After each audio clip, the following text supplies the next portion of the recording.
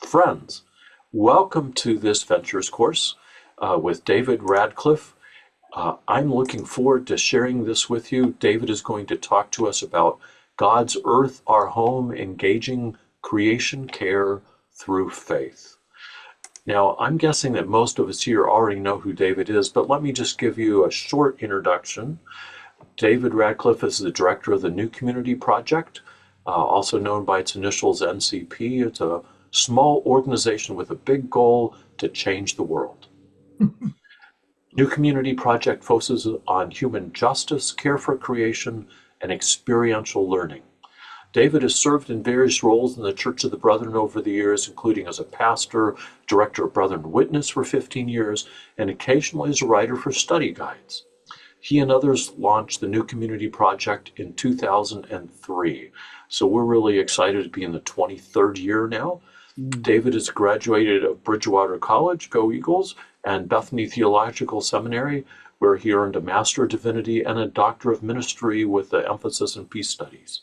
He lives in Blue Ridge, Virginia, where he's a member of the Blue Ridge Church of the Brethren, and he travels mostly by bicycle. David, you're welcome to say anything else you want to help us to get to know you, but it's up to you. Jump in. I'm glad to turn this over to you and welcome you to this Ventures course, and we look forward to the next 3 hours with you.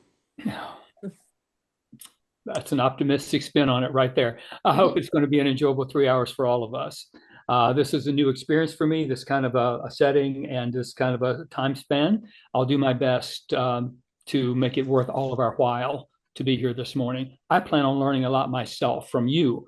I hope I have a few things to share with you all as well that could be useful to you and as we think about how we live with God's earth.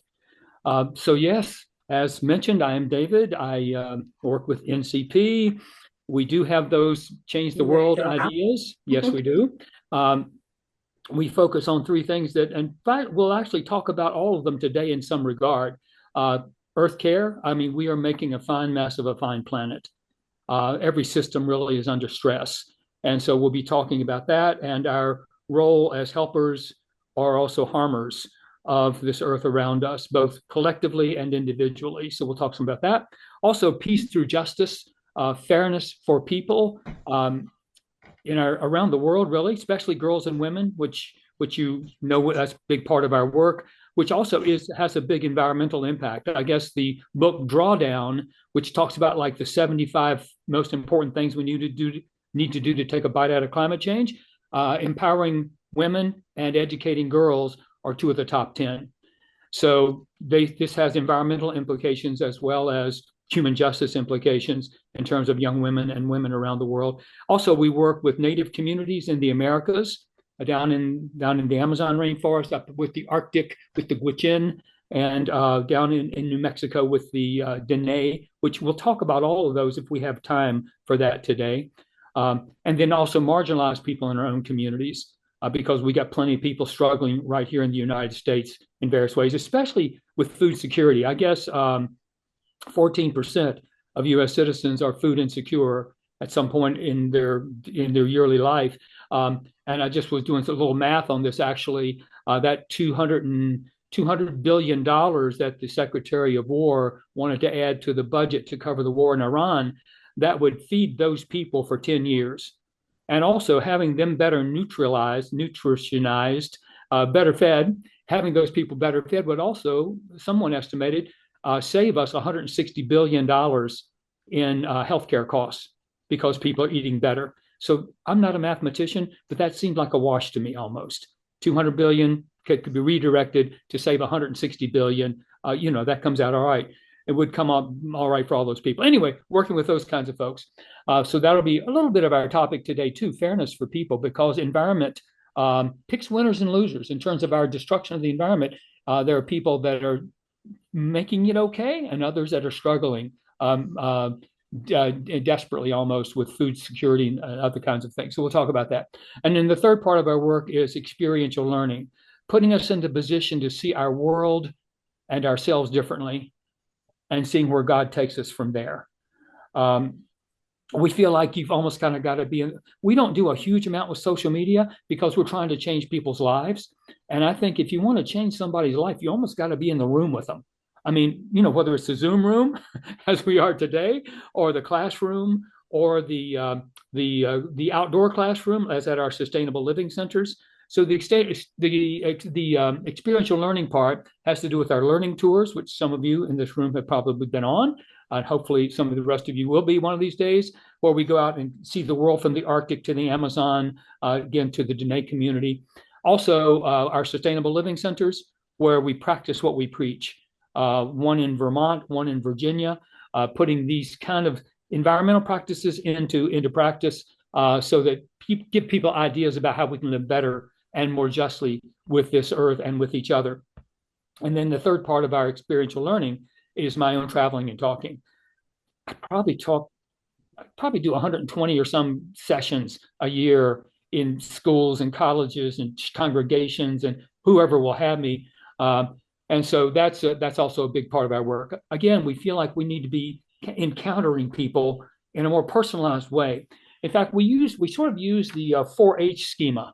Some of you have probably been in 4-H at some point in your life, and maybe still. But the head, heart, hands, and health, except we turn that around a little bit. We shuffle the order a bit. We start with the heart.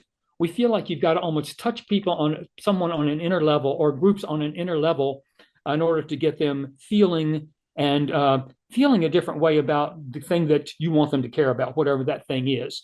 So the heart level comes first. Then we talk about the head, which is what is the information you need if you're going to act on the things that you're feeling and experiencing. And then we talk about the hands. Well, what are you going to do with what you know and what you feel? So how do you put that into practice in some way? Try to give people opportunities or examples or whatever of how to do the thing, whatever the thing is. And then finally is health. So what's that better world toward which we are longing and hopefully moving? So those four things: the heart, the head, the hands, the health, hopefully pushing us in a way to engage whatever that thing is that any of us might be wanting other people around us to care about. So, and in terms of that better world, I mean, it's not going to wait on us, especially in terms of God's creation. In fact, you might say that better world is slipping from our collective grasp. Indeed, I often say it's the end of the world as we know it. And that has two ways of seeing that. One is, well, we change big and soon how we're treating God's creation. We shift our priorities, we shift our practices, and then begin moving in a new direction. So that's the end of the old world that we've been living in and the beginning of a new way of being with God's earth. Or we continue down the path we have known, and it's going to be the end of the world. I mean, in terms of the systems that are in jeopardy now, from the monsoon rains to the polar ice caps to you name the system. I mean, these things are coming unglued. And if we don't figure out some way to end that way of doing things and move to a new way of doing things, we're going to be stuck with the way we're headed. And that's going to be a problem for all of us.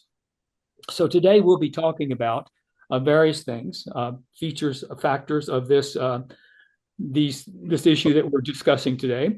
We'll look at what the Bible has to say, if anything. And that's going to be up to you to tell us, share some of your thoughts about this. What does our faith have to say, if anything, about our current predicament? Secondly, we'll look at the attitudes and the actions of ours, the human family, as well as our personal ones maybe, and how these harm or heal God's creation. We'll also explore our current outcomes of these attitudes and actions, and what are the facts on the ground of what we are doing to mismanage God's earth, the consequences for God's creation and for the human family, because there's all kinds of justice issues involved here in terms of caring for this earth. And then of course, finally, what are the changes we need to put in place, both ourselves and in the world around us. Now, to keep us from heading off the precipice. Actually, that's what we've got to figure out. How are we going to keep ourselves from heading off this precipice and dragging God's creation down with us, actually, for the losses that it sustains, even as we ourselves will be in a predicament, ourselves as human beings. There's the famous, speaking of precipices, there's that Walt Disney movie back in the 50s or 60s or something like that, that had lemmings walking off a cliff together, like a herd of lemmings heading off a cliff. Well, lemmings don't really do that. I guess that was a Disney feature. I don't know why they put that into the movie script. Anyway, there's only one creature that seems bent on itself to its own destruction. That's ours truly, human beings. Jane Goodall, and may she rest in peace. Oh my gosh, what a woman, what a pioneer in so many ways. Jane Goodall said at one point, why is the being that is the most intellectual creature to ever walk on this earth destroying their own home? Only when our clever brains and our human hearts work together in harmony can we achieve our true potential. So she's sort of saying we need to bring in our smarts, but also our hearts to this equation if we're going to figure out how we can get out of the predicament that we're in and move on to something better for us and all that lives, for us and all that lives. So I did want to find out who's in the room. So if you don't mind, if we can go around and I know there's a scheme for this probably, but how do we help people say their name and kind of where they're from, I guess, at this point? So David, why don't you start and then just call the name of the person that's next after you, which is going to be Colleen. There we go. And then Colleen will call the next person, which is Carl, and we'll just pass it around. Just Sounds remember great. to unmute when it's your time to talk and then mute back again. So David, why don't you model it for us and pass it to Colleen? David Radcliff from Blue Ridge, Virginia. Colleen? Colleen Michael from Wenatchee, Washington. Carl Magenhofer, Timberville, Virginia. Kendra? Kendra Flory from McPherson, Kansas. Pat? Pat Gong, Western Plains, originally Middle PA district. Dick and Joyce. Dick Ranke, Bloomington, Minnesota. And Dick, who do you want to call on? Oh, That would be Steve Stone. yes. Steve Stone? Steve Stone, Lexington, Kentucky. Who do I call on? The next person would be Janice. All right. Janice Pyle, Nevada, Iowa, Northern Plains. And Janice, do you see who's next? Annalise, please. Hi there, this is Annalisa Gross. I'm in North Manchester, Indiana. Mary. Mary Roy from Wenatchee, Washington. And Joseph. Joseph Roy, Wenatchee, Washington. And Joseph, do you see who's next? I don't. Okay, that would be Kathy. Kathy. Kathy Coulter, Waukeeta, Oklahoma. And who will you call on, Kathy?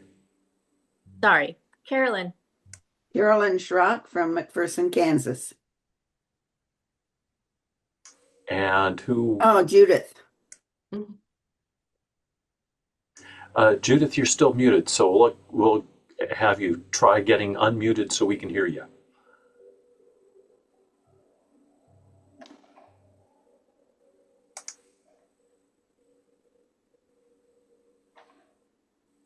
Judy Seuss, East Lansing, Michigan. And I have people in a different order, so I don't know who's to call. Okay. Next would be Samuel and Rebecca. Samuel and Rebecca. I'm Samuel from Panther Creek Church of the Brethren. Yes, and I'm Rebecca, the same address. Happy to be here. And Brother Eden. Thank you, Rebecca. And I'm Enton Eller. I'm currently in Palmyra, Pennsylvania. So, David, that's all of us. Back to you. Thanks, Enton. Thanks, everyone. Welcome to all of you. Welcome to all of you. Thanks for spending your Saturday midday or early morning for some of you with the rest of us. As we're getting going, I'll be inviting your participation in a couple of ways. I saw myself freeze up a little bit there. I'll invite your participation in a couple of ways. I'll be posing some discussion questions that I will invite your response to. And I think feel free to respond, and I'll be as concise as you can, but don't cut yourself short to say what you need to say. And also, if you have questions or comments as we go along, I certainly will welcome those. Feel free to raise them at any point, especially things of clarification or that sort of stuff would be fine. Well, and as you can imagine, for those of you who've been in any kind of room with me before, I will have some photos and stories to share from the work of New Community Project around the world, not so much to highlight our work around the world, but to show some of the realities that we encounter as you have encountered as we look around this world at some of the environmental realities and the human justice realities that emerge from those. So we'll also hope to have a 5-minute break at the kind of the top of the hours for the next couple of hours. And so, yeah. So I don't, if anyone's got any questions at this point, I think, Enton, the thing is, if you've got a question or comment, to raise your hand. Is that the style? And Enton will Yeah, have and it works better if you just raise your hand actually in real life, because if you raise your hand using the Zoom features, then it'll kind of take over the screen a little bit. So if you've got a question, raise your hand, or knowing David, you can unmute and just kind of jump in, and we'll try to I'll put your picture right up next to David so the two of you can talk. Sounds great. Sounds great. So I think let's get started. We're going to start in the beginning, so to speak, by talking about the role of our faith in addressing care for creation. Now, if I make it to heaven, which we all know is an open question, but if I make it to heaven, one of my first questions to our Creator, well, after, where's the ice cream? Because can heaven really be heaven without heavenly hash? Let's just face that right now. But after that one, get that one clarified. Next up is, what were you thinking putting us in charge down there? That's a question I want to pose to our Creator. What were you thinking to put us in charge there? I mean, you know us, you know our tendencies. And I have my list of things that I would say would be cautionary tales for putting humans in charge here. But I'd like to hear your thoughts about this. What are some reasons God might have thought twice about putting us in charge down here? What are some human tendencies or attitudes, whatever, that tend to make us maybe less attentive to caring for this earth than God might have intended? So who's got something that you would share with our group? Some human trait, attitude, action, whatever, that makes us less than qualified for this particular. Go ahead, Mary. Mary, please. You need to unmute yourself, Mary.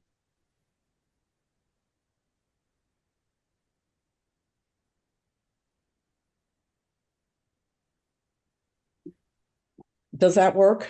There we go. Okay. Well, this is interesting because my son, many, many years ago, asked me the same question. He had been having a very difficult time, and he said, "Why did God give us free will? Why didn't he just make us so that we'd be good and not have to be struggling?" And, that was a long time ago.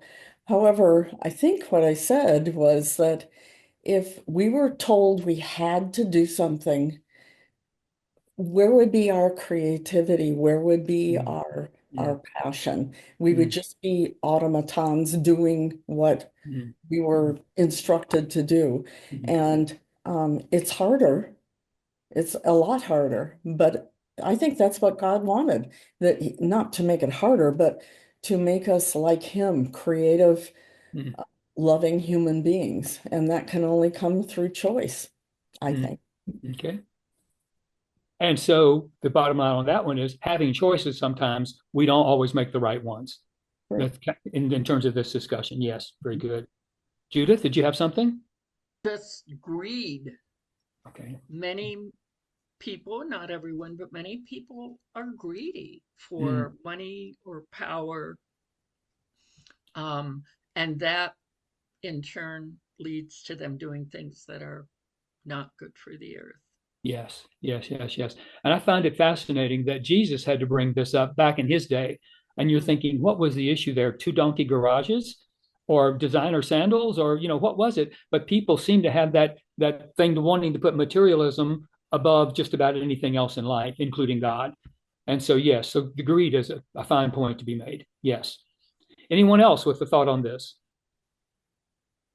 The idea, I appreciate the comments already, but I think the element of fear and the reaction with fear to feel the need to have more than we need and to control others, thinking that through doing that, we will have a safer environment. So I think how to address the issue of fear. Fascinating. Fascinating. Who else? Anyone else with a thought on this topic? Well, David, I just thought having free will, that it gives us an opportunity to grow and an opportunity to mature and hopefully make more responsible decisions. I think we have a lot of decisions being made, business-wise, government-wise, irresponsible decisions being made. And I think there's a great lack of maturity being shown right now. So general overall lack of maturity and willingness to put some things above other things that ought to be elevated. Yeah, nicely said. And then I have Rebecca, Samuel and then Kathy. Yes. Yeah. Well, yes. That's a question that sometimes we human beings never ask. Why God has given us authority to take care of the world, but the fact that God has created us on His image, and that image of God is in us is not a picture in the world, but activity. And for a human being to actually express that image of who God is, we have to be given an authority to take care of the world. And that's how we can really show that we are really created in the likeness of God, because we are supposed to take care of the creation as God supposed to take care of that. Yes. So we are steward and be responsible to take care of each other. And that word steward actually comes from the Old English stig, which means home, and wiord, which means ward. In other words, minding something that's not your own.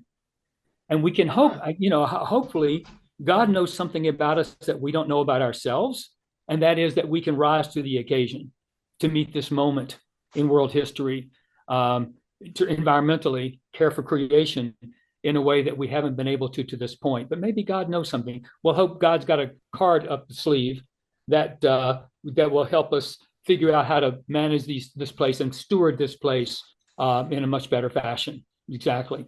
Well, anybody else with a comment on this particular topic? Yes, Kathy. This kind of piggybacks on what I think Pat and Sam and Rebecca said. It's that we've twisted ownership and with stewardship, and we have forgotten what stewardship really means. And we think we own it and we can do anything we want kind of attitude. So I think it's kind of piggybacking on that, but stewardship flipped to ownership instead of focusing on stewardship. That's great. That's great. What else? Anyone else on this topic? What was God thinking putting us in charge down here and some of the things that stymie our ability to manage or steward this place well? Go ahead, please, Janice. This is Janice. I've had the opportunity to study under Father Bob Dufford, who wrote Be Not Afraid, in my spiritual direction training, which is a joy unto itself to be sung to. But he always emphasizes in our little sessions that God could have created a finished world. And that one of the reasons that that we were born is to help finish co-create. And that God is seeking always a co-creative stance with us, and maybe he just gets lonesome. Oh, that's fascinating. Fascinating. So anyway, that's kind of the thought that that we were placed here, purposed for, for something, and invited into it. I like that. And unfortunately, we've been a little better at decreating than co-creating. It sometimes seems like, but having that power or that ability opens all kinds of possibilities for good or for ill, basically. So thank you. Very nicely said. Very nicely said. Well, I sort of sum it up myself as being humans are anthropocentric, kind of thinking only about ourselves and not realizing we're part of the vast circle of God's creation and God's life that's here on earth. Also, we're consumocentric. So anthropocentric, human-centered, consumocentric, materialistic, as you all have said, and also contempocentric. We don't tend to look very far into the future. We just are thinking about now and the moment, and not so much about the bed we're making that we're going to have to lie in one of these days. So those three things, and to summarize that in a less technical way, me, more, now is often how I sort of frame this, and that sort of seems to be our focus as humankind often in relation to God's creation. Well, let's talk about the Bible itself for a few moments. Let's think, are there passages that are instructive or inspirational for you about caring for God's earth? Where do you turn? Anyone in the room, where do you turn for the inspiration and the instruction to be better stewards of this earth? What are some passages or portions of the Bible that speak to you about this? Who's got something?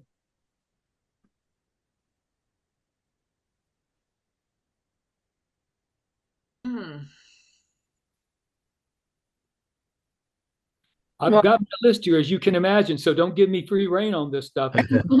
Who's got something? Carl, you got something?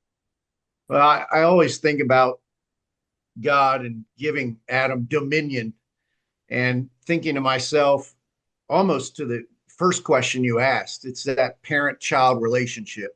If we are the children, of God, I have a 15-year-old who just got her learners.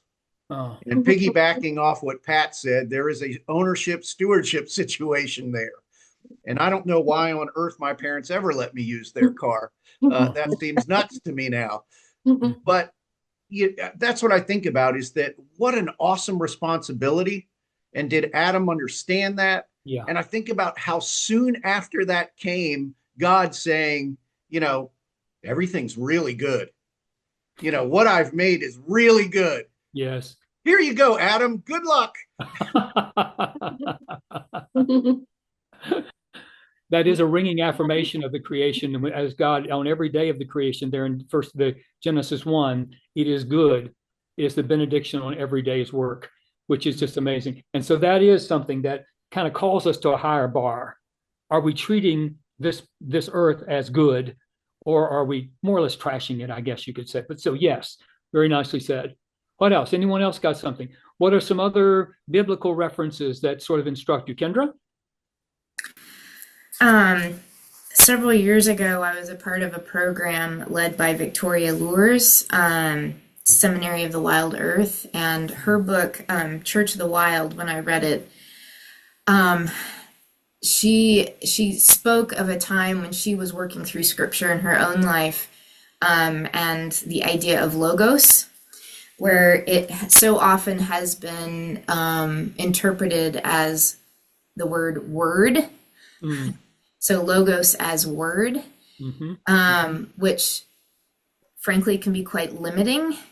But as she did more research, and I can't pull all of the specifics out of that at one point, but as she did that research, what really she came to is that it's not in the beginning was the word, but rather in the beginning was the conversation. I highly recommend that book, Victoria Lures, Church of the Wild. And that was just huge for me.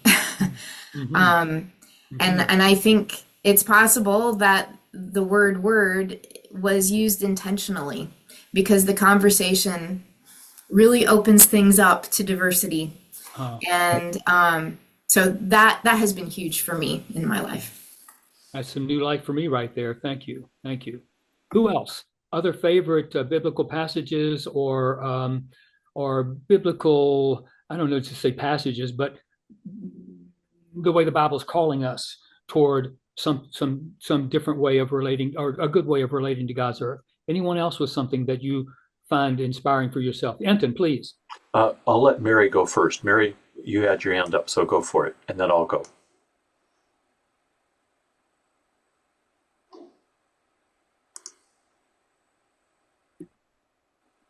Okay, so although I can't think of one particular psalm, there are many psalms that hold up creation into the glory of God. And it goes right along with Genesis. God saw that it was good and it was beautiful and it was balanced and harmonious.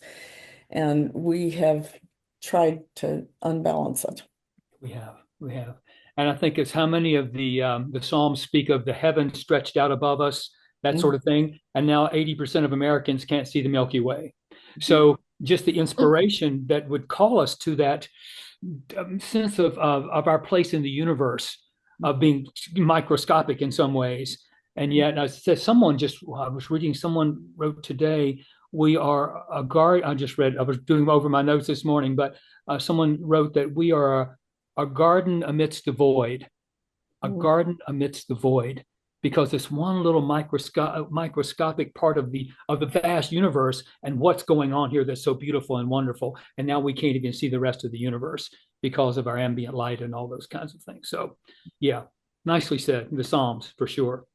What else? Anyone else? Joseph, did you have something? Yeah, I do. The one that comes to my mind is love God with all your heart, mind, body, and soul, and your neighbor as yourself. That care relationship of our neighbor, which is the earth we live on, we are made of the earth, we will return to the earth. So to love it as we love ourselves, maybe that's what we're doing. We don't love ourselves too much right now. Very nice. Nicely said.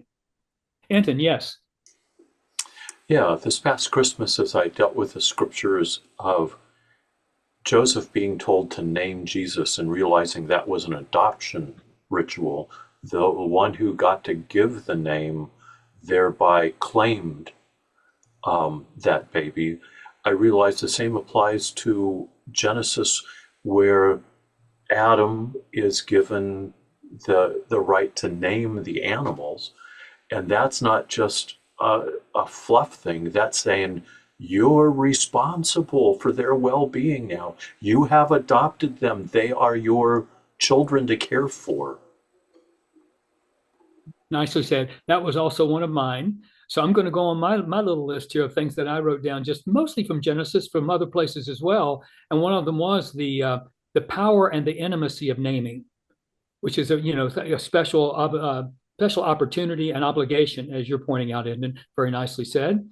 Also, the idea that God also told the water creatures and the birds, be fruitful and multiply.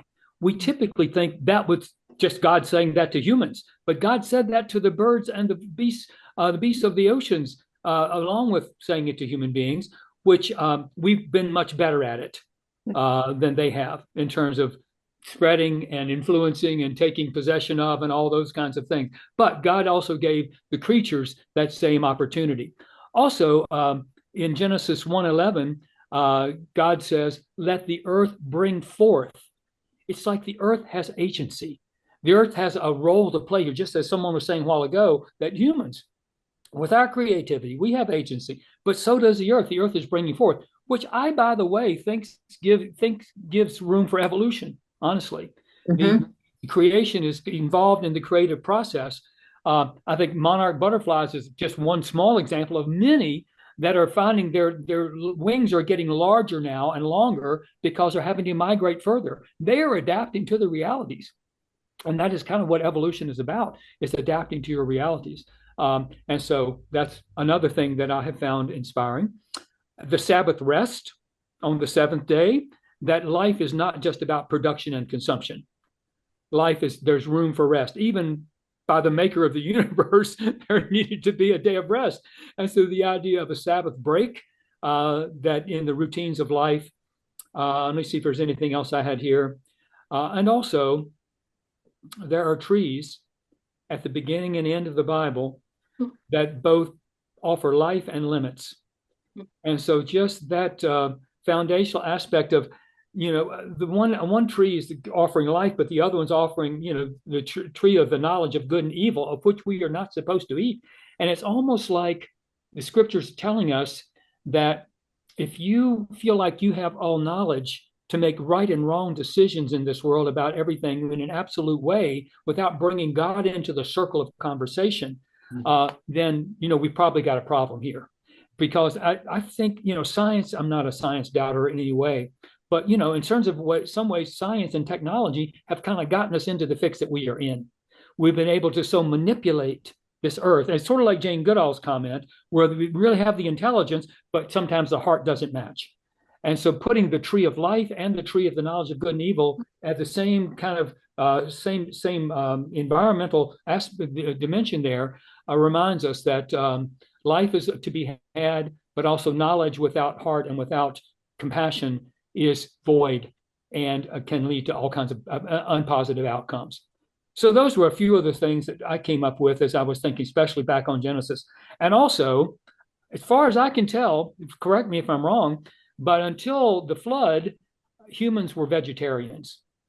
That we were given the plants of the field to eat and the fruits of the trees, but not the not meat, and that comes into play about Genesis 5 or 6 or whenever after the flood. So just another little piece there to say that there was that sort. I don't know if you want to call that nonviolence in a sense, but there was that dimension of our world that wasn't into play until later on in human life. So our life as humanity. So anything else anybody would want to bring in at this point? Pat, you had your, Judith, please, go ahead.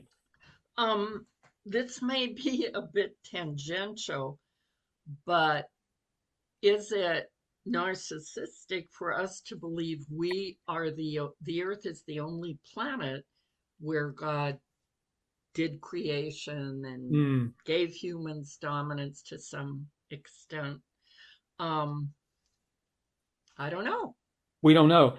And I just read a report somewhere, I don't know where I even read this, that's saying that there's almost got to be, in the vastness of the universe, with various galaxies, all these other things, it's very not only improbable that there's not something else, something like this, but also this guy was saying there's probably going to be an exact replica of Earth out there somewhere because of all the possibilities for that to have emerged over time, and that likely another one just like this came into being with people just like us.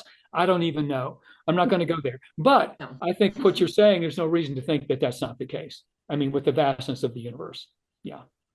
Yes. And let's see, Pat, you had something. Yeah, I always think of the scripture where Jesus is saying the lilies of the field and the birds and how they can live and survive on what's given to them. They're not grasping, greedy. They're not, they, again, like you say, they adapted to what they have. And here we are taking away, the grasslands and the trees and places where these things could easily thrive on their own. So keep that passage in mind. We're going to come back to it toward the end of our session. But okay. Thank you so much for bringing that up. That is one that is instructive for us. Very instructive. Yes. Yes. Anyone else want to get in on this discussion? Janice, please. Yeah, just a small thought. This last week, I've been under the influence of two things. The question, if I could have lunch with any human being this week, whoever lived, who would it be? And my answer was... present company excluded. Present company excluded, okay? Go ahead. Oh, yeah, of course. Yeah, later. Anyway, the person I chose was Reed Wiseman, who was the commander of Artemis. Oh. And I ended up writing about that on Earth Day. Beautiful. And so that was all tingly, to think in terms of that. And I was under the influence all last week or Earth Day week, and and all of that transpired by Psalm 8. And so seeing Earth and two new terms, Earth set and Earth Oh, rise. nice. Mm-hmm. Uh, Mm-hmm. was really absolutely touching to me in terms of my own, cradly care of creation. Mm-hmm. Mm-hmm. Nice. Very nice. Thank you. Thank you. Anyone else on this with biblical references or other kinds of things that had been instructed you? Yes, please, Rebecca. Psalms 24, verse 1 and 2. The earth is the Lord and all that is in it, the world and those who live in it. So he created it, he established it. So many a times we think of why are we here in this part of the world while some people are somewhere, like in Nigeria, suffering, killing, and all this. I comfort them. I said, God created us to be there. Yeah. And so we have to be thankful and appreciate Him. Yes. Thank you. Thank you. Thank you. Yes. Steve, you have something? No. Okay, I just saw you popped up on the screen, so I just thought maybe you did. So, all right. So yes, thank you very much for all those good comments. Just an idea in terms of I was talking about the unbridled role of science, and again, I'm not a science denier in any stretch of the imagination, but science without conscience is a whole other question. And I'd just like to point you to Jacques Ellul, a Christian writer from I was very prominent back in the 1960s, 1970s. Jacques Ellul, especially his book called The Technological Society. We have a whole reading list on the New Community Project website that I'll maybe link you all to at some point.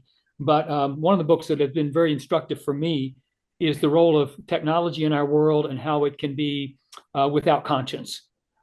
So just a blast from the past. Jacques Ellul, The Technological Society. So we're going to talk about some empirical realities now. So what are we doing to this fine planet? And I'm going to get your help on this. And so what I typically do with classes is up on the white erase board, I'll put my screen, my little map up there with the upside down Earth. And I talk about the oceans and the atmosphere and the forests and all that sort of stuff. So I want you to help me. Let's talk to start with about, what humans are doing that are causing a problem for what God so lovingly created and called good at every step of the way. So let's start by talking about the oceans. Could someone do a little tiny summary of some of the things we're doing that are causing problems for the great oceans of the world? Anyone could take that on for a second?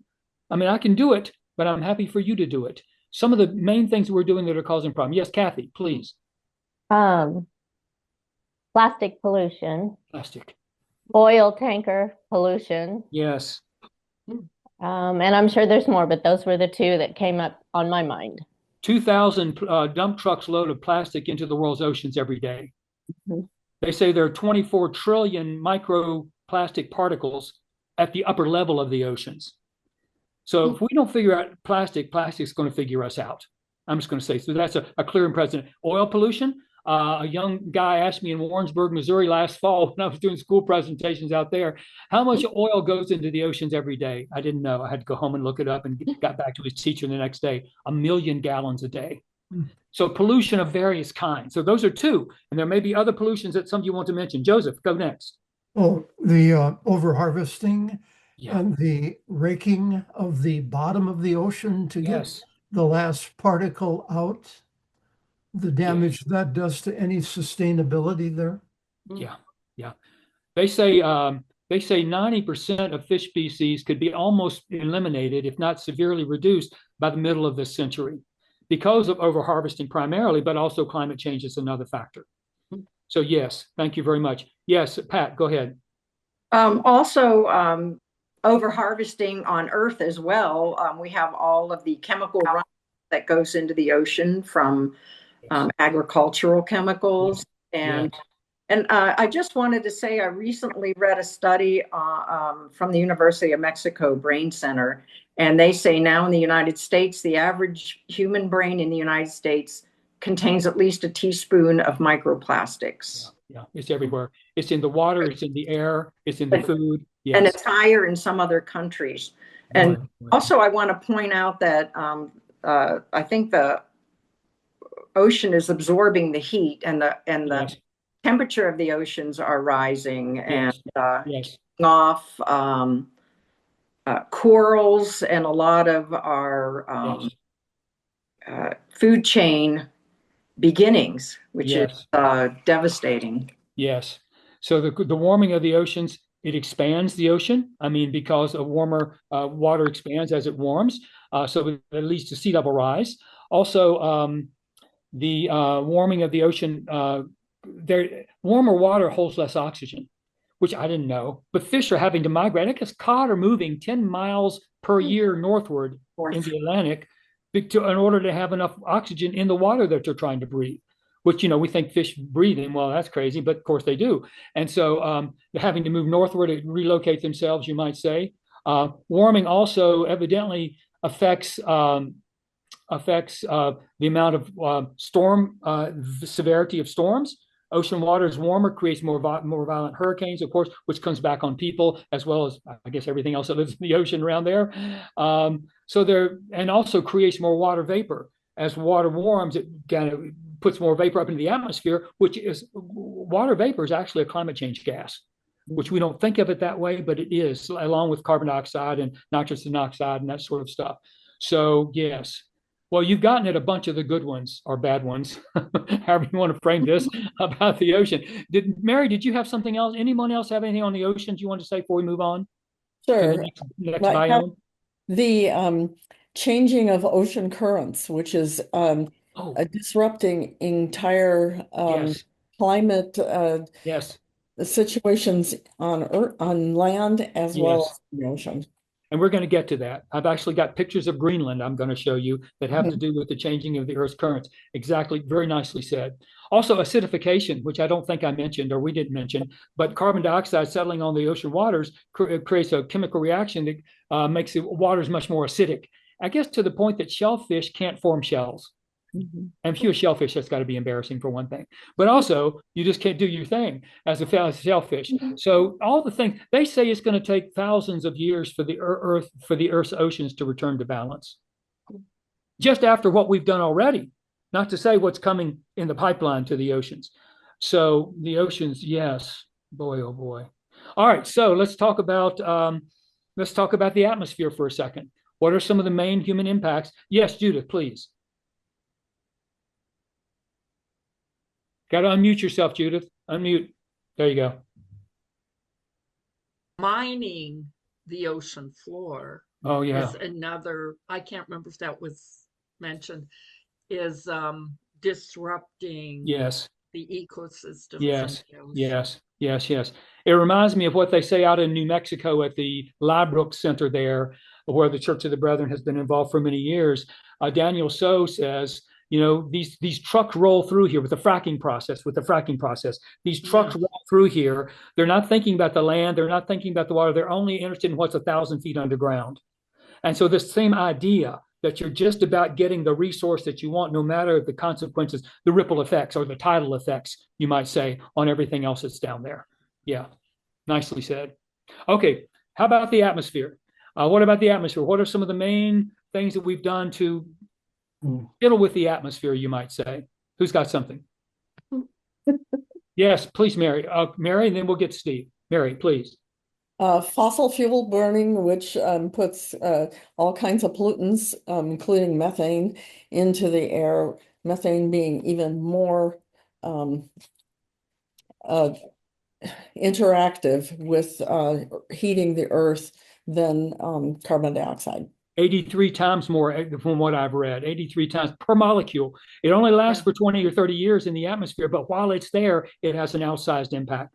Very nicely said. And by the way, in terms of just pollutants, in terms of climate change gases, we more than ever before last year, and we're supposed to be turning this thing around. but 93 billion tons of CO2. And then you add on the methane and the other things, 55 billion. Not if I said million, I didn't mean to say million. I meant to say billion. 93 billion ton, 39 billion tons of CO2. And in total, all the greenhouse gases, 55 billion tons. And we're supposed to be turning it backwards, but we're turning up the dial instead. Steve, you had something. Well, car exhaust, plane exhaust, the Yes. steel foundries put a lot of pollution into the air. Yes, they do. Yes, they do. They say the average human being can take 2.3 years off their life because of air pollution. And if you're in these big cities in South Asia, 5 years off your life because of just ambient air pollution. And they say 9 million deaths a year around the world. 9 million deaths a year around the world from air pollution. There is a brighter side to this. This is strange. This is very strange. But they say because of all the air pollution in the atmosphere, it actually shields us from some of the sun's energy and sunlight coming down. And I think it's kept the Earth from warming by 1 degree or 1.5 degrees or something like that because of all the air pollution. So if you take away the air pollution and clean the air and save those 9 million lives, then you also got more climate change, more heat, you might say, coming into the Earth, which is just, what a mess we've made for ourselves, is what I'm saying. Okay, Joseph, you had something. We live in the Northwest, so we've had snowpack quite a bit less than half of our normal. So we are bracing ourselves for wildfires coming. They were within miles of where we live. Yes. And out of that comes an air pollution that can linger, and the fire season can almost go into November and even started much earlier this year. Wow. Well, they say that we're now losing, in terms of the world's forests, we're losing 10 billion trees a year, but about a third of that comes from wildfires, which is it's not, wildfires have never happened. We all know that, but the increasing wildfires because of the heat and the drought and the bark beetles and things like that are causing wildfires to just exponentially expand. Yes, Pat. David, I think I recently read that there's a great amount of methane being released from old buried garbage. Is that true? Yes, it is. One of the biggest issues with food waste. Well, I don't know, food waste particularly, Pat. And they say if food waste were a country, it would be the world's third largest emitter of greenhouse gases, after China, the United States, and the United World of Food Waste. And mostly it's because of methane. Methane, when you're not composting your food, but when you're dumping your food in the landfills and it decomposes in an anaerobic method without oxygen, then you have methane production. And it's a huge factor in the world. Yes, it is. Cows are the other big factor with methane. Yes. The burping and the otherwise passing gases. I guess the average cow puts out about 200 pounds of methane per day. Per year, excuse me, per year. So cattle is also a big source of methane, as are rice fields, I guess, when there's a fermentation. I don't really understand about rice production, but that also creates quite a bit of methane, evidently. So, yes. Judith, you were going to say something. Something I was wondering and have started looking up is bombs. When bombs explode, they release a lot of emissions, and they often cause fires. And of course, fires burning any substance will release, again, CO2 and other pollutants. And by the way, the U.S. Air Force is the world's largest consumer of petroleum. That doesn't get counted into our national climate goals. That's sort of kept secret, but that's just a fact of life. So along with the bombs they're dropping, the planes that carry the bombs, you might say.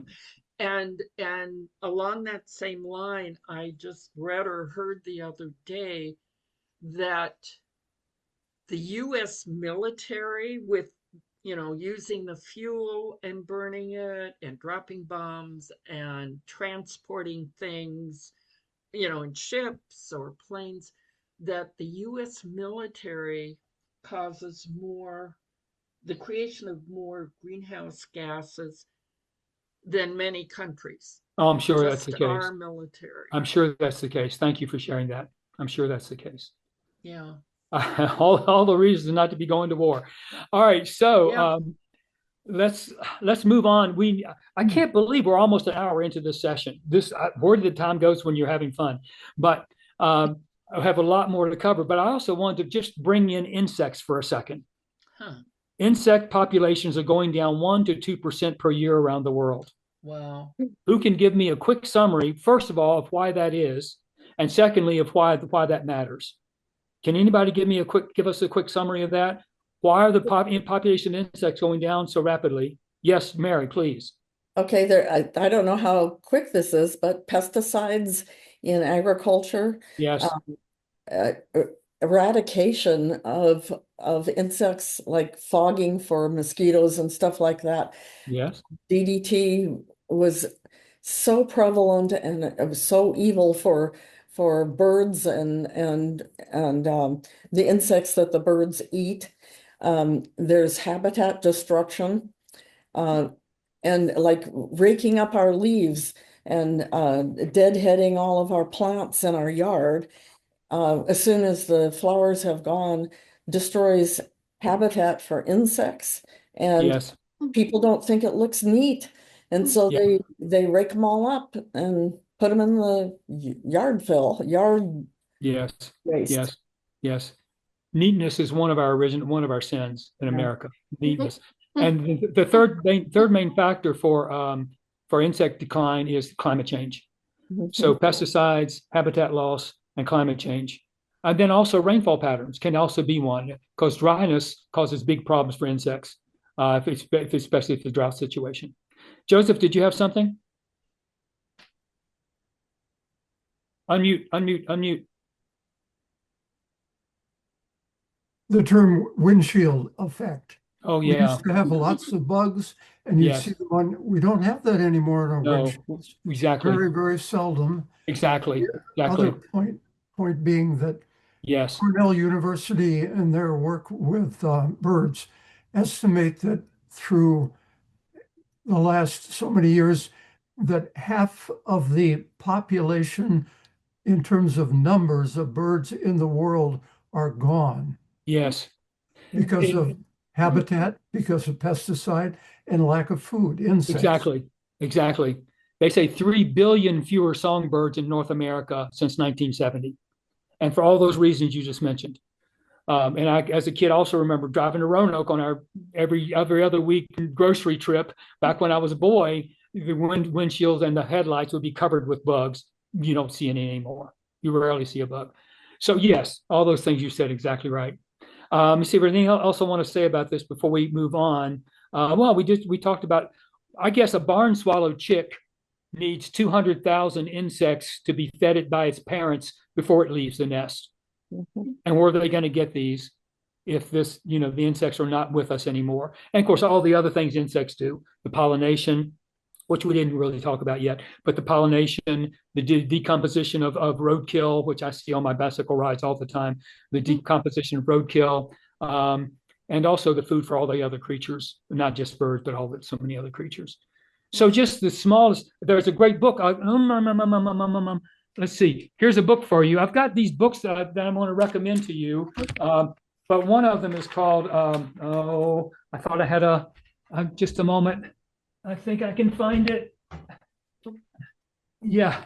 So in terms of insects, it's called The Insect Crisis, The Fall of the Tiny Empires That Run the World, The Insect Crisis by Oliver Millman, 2022. Anyway, so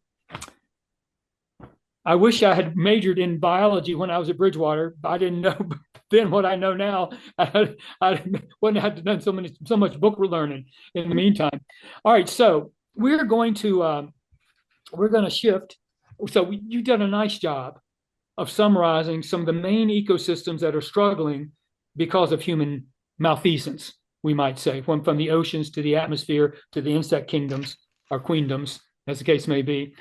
So I'm gonna show you some pictures now. We're gonna first do a little match game. Just because this is what I do with school kids, and I thought you might be interested too. So I'm going to get this up here if I can. There's that. There's that. Here's this. Okay. So, Anton and anybody else out there, can you see the Earth Day USA? No. Give it a moment, David. Okay. Great.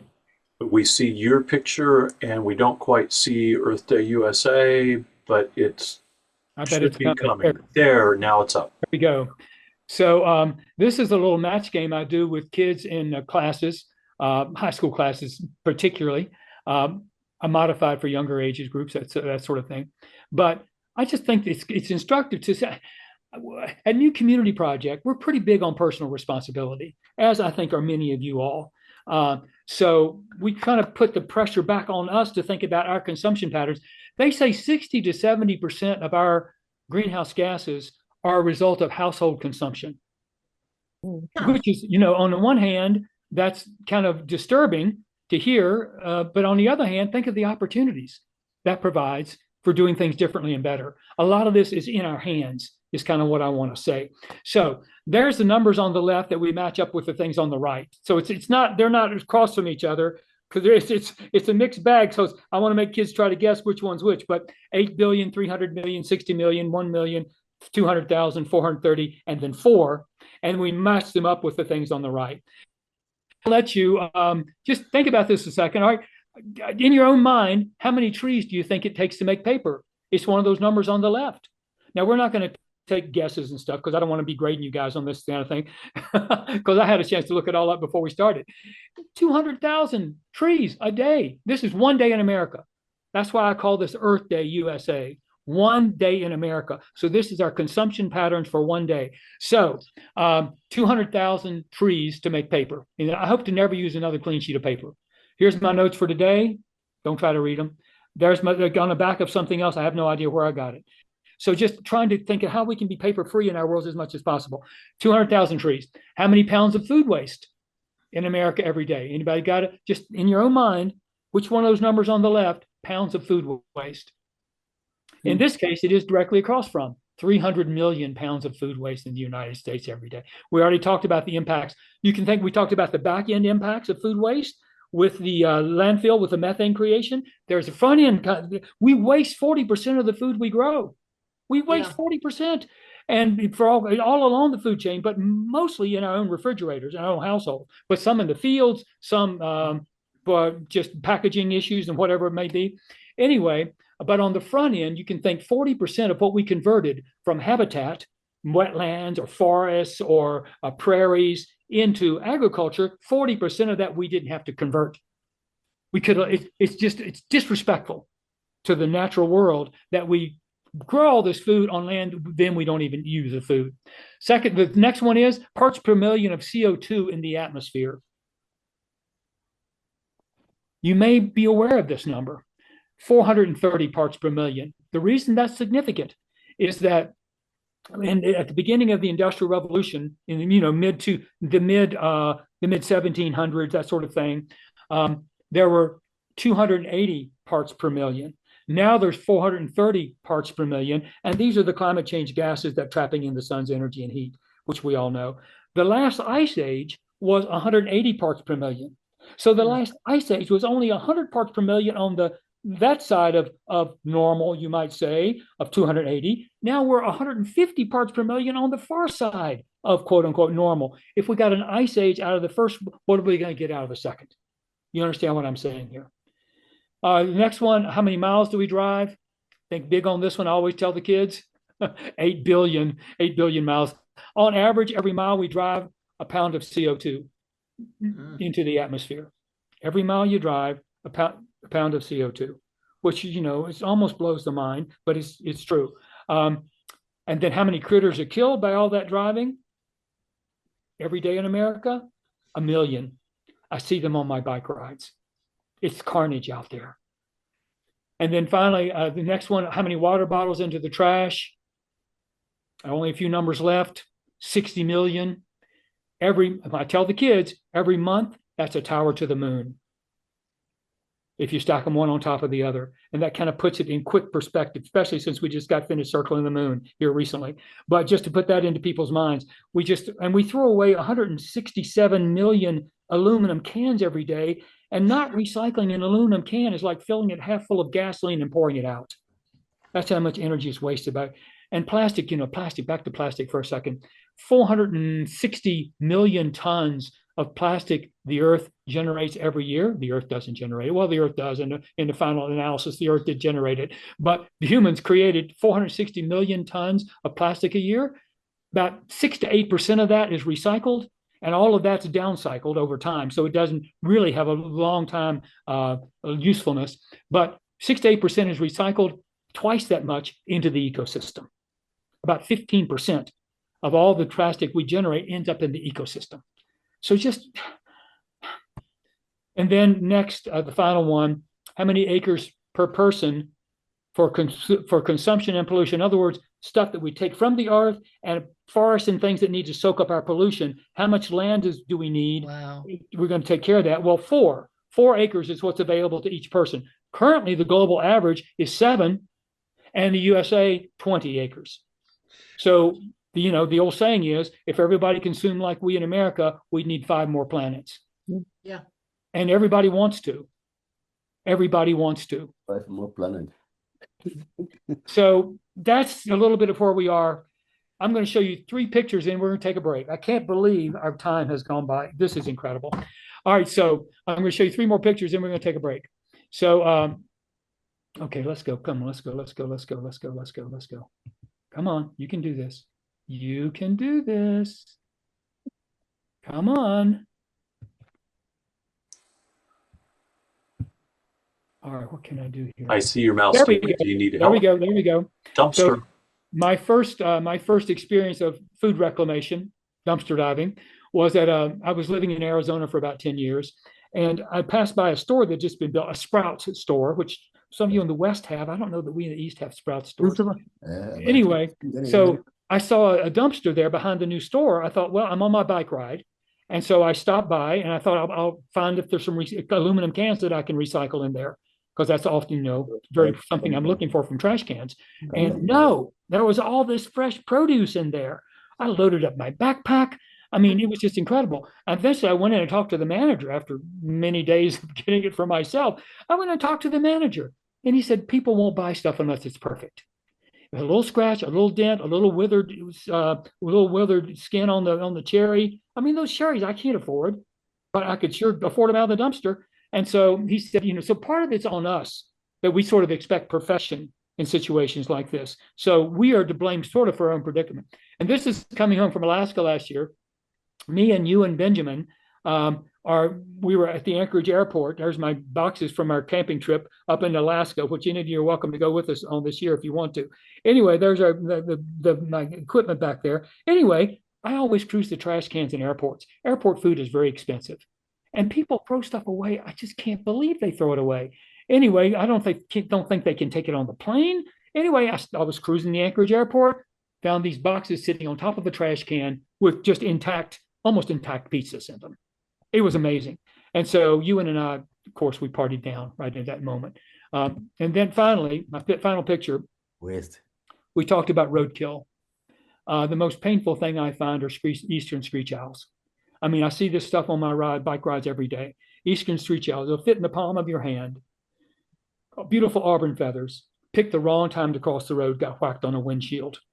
They say that 12% of all land animals in America will die on a highway. 1 out of 9. What a way to go. And you don't even see them all. I saw this little creature. I see deer. I saw a deer yesterday on my ride back from wherever I was going. And a lot of them wander off. That was right beside the road. A lot of them wander off and die a painful death back in the forest somewhere. So just the carnage that we cause roads and our cars and all these things are apart. 70% fewer wild creatures on Earth than when I was the kid's age. All these students I'm talking about too, 70% fewer wild creatures on the Earth than when I was their age. And we go down the list and they talk about all the things we've talked about today. The pollution, loss of habitat. They don't typically get to roadkill. but we cover that in the match game, just so they realize the impact of our cars and vehicles on creatures around us. Okay, it is time for a break. So we're going to take a 5-minute break, and then we're going to come back and get started with the next round.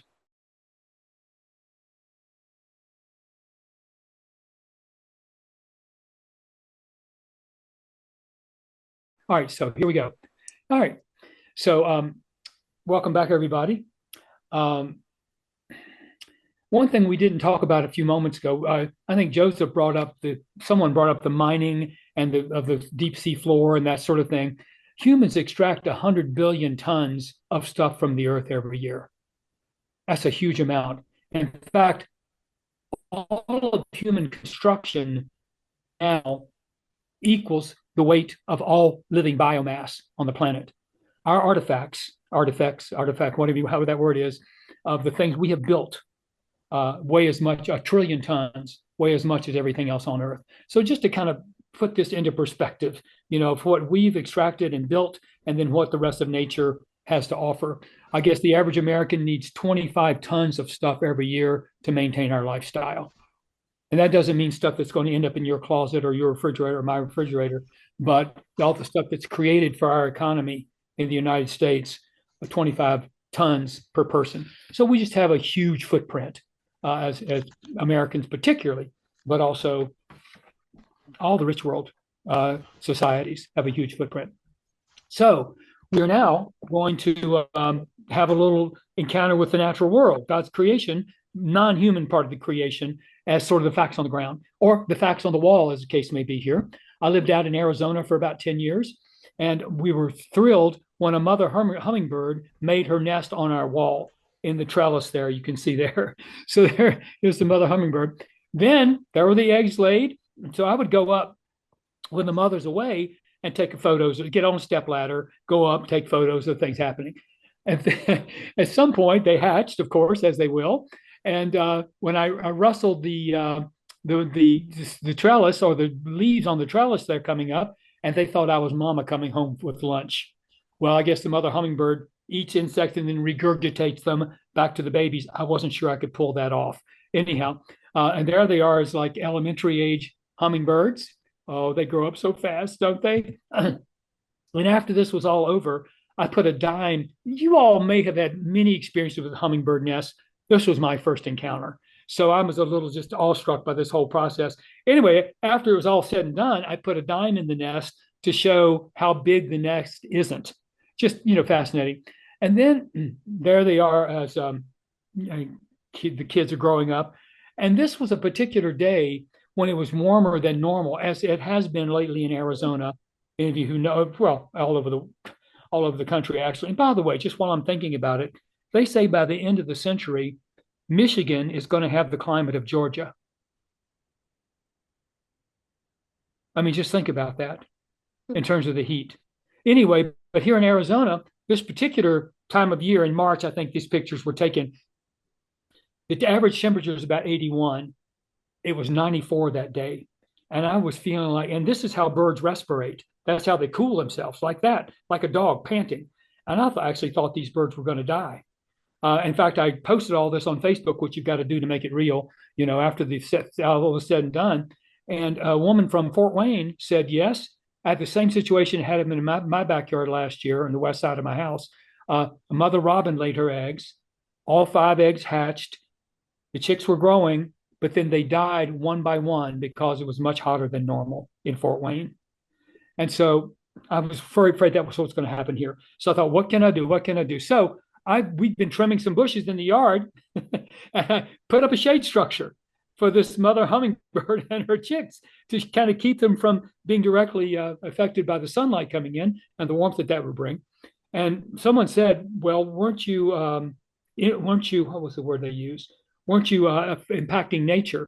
I mean, these things live and die in nature. And I said, well, we already altered nature by turning up the heat on the planet. I'm not telling the mother hummingbird she needs to get started on this about 4 or 5 weeks earlier, actually. So anyway, there she is, and they lived, and there they are as the teenagers ready to go off to college, teenage hummingbirds. This was like this was the day before Easter, actually, I took this picture. And so I looked up on the web how long before they hatch till they leave the nest. And really, it was right about this time. So I gave them Easter off because it's like a holiday, you know. And then I went up the Monday after Easter, they were gone. So my story is they rose up on Easter Sunday. There we go. Anyhow, they also stayed in the yard because I did save their lives. Let's face it. So they kind of hung around the yard there for a while. Anyway, just a little story of just the impacts of our lifestyles on other living things on this planet that God has given us. So off to Alaska, one of the greatest, best places to see climate impacts. There's Denali, big mountain. This is our group from a couple of years ago. We do a lot of, we're there for 5 nights. And then we're hiking practically every day, just experiencing nature around us. There's our campsite back at Savage River Campground. Some of you have probably been to, I'm sure some of you have been to Alaska, may have stayed at Savage River Campground, about 15 miles into the national park there.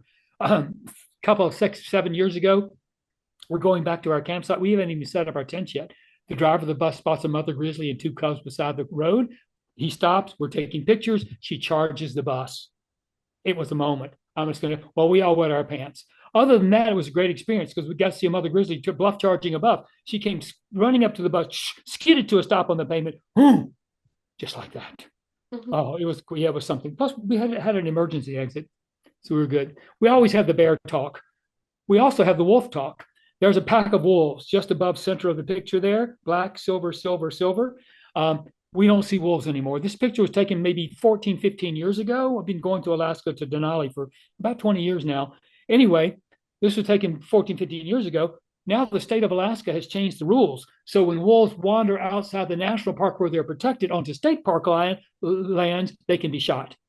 And so it's really, the numbers have gone from, at some point, over 100, 14, 15, 18 years ago, now down to an average of around 50 some wolves in the park. I think just the decimation of the packs from the hunting and also the disruption of the packs, and maybe they've scattered and are often other parts of Alaska rather than the national park anymore. We sometimes see a red fox den, which the bus driver said we could count as our wolf sighting since we don't see wolves anymore. We see the big mammals, big moose. We're also seeing permafrost melting, thawing, I guess is the right term there. Permafrost thawing. They say the Alaska's permafrost, as it thaws and releases the stored up frozen water in it, 3 trillion tons, gallons, 3 trillion gallons. Wait a minute, is it tons or gallons? I think it's gallons. 3 trillion gallons of water into the oceans every year from the permafrost thawing. Imagine that. We've already been talking a little bit about impacts of fresh water and stuff and circulatory systems of the ocean. Think of the impact this is going to have on sea level rise for one thing, but other kinds of things too. And as permafrost thaws, it releases greenhouse gases up into the atmosphere, carbon dioxide, methane that has been storing up.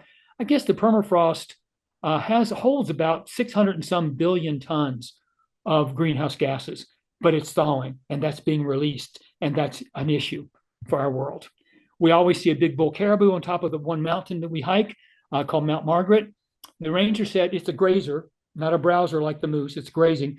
And they eat the lichen and the moss on the ground. The ranger said they eat that during the wintertime too, but there's snow on the ground in Alaska in the wintertime. So they have to use the front part of their antler to dig down through the snow. But the ranger said now they're having trouble because there's a freeze-thaw cycle going on in Alaska for the first time. I mean, 20, 40, 80 years ago, that wasn't happening. But now because Alaska is warm twice as much as the lower 48.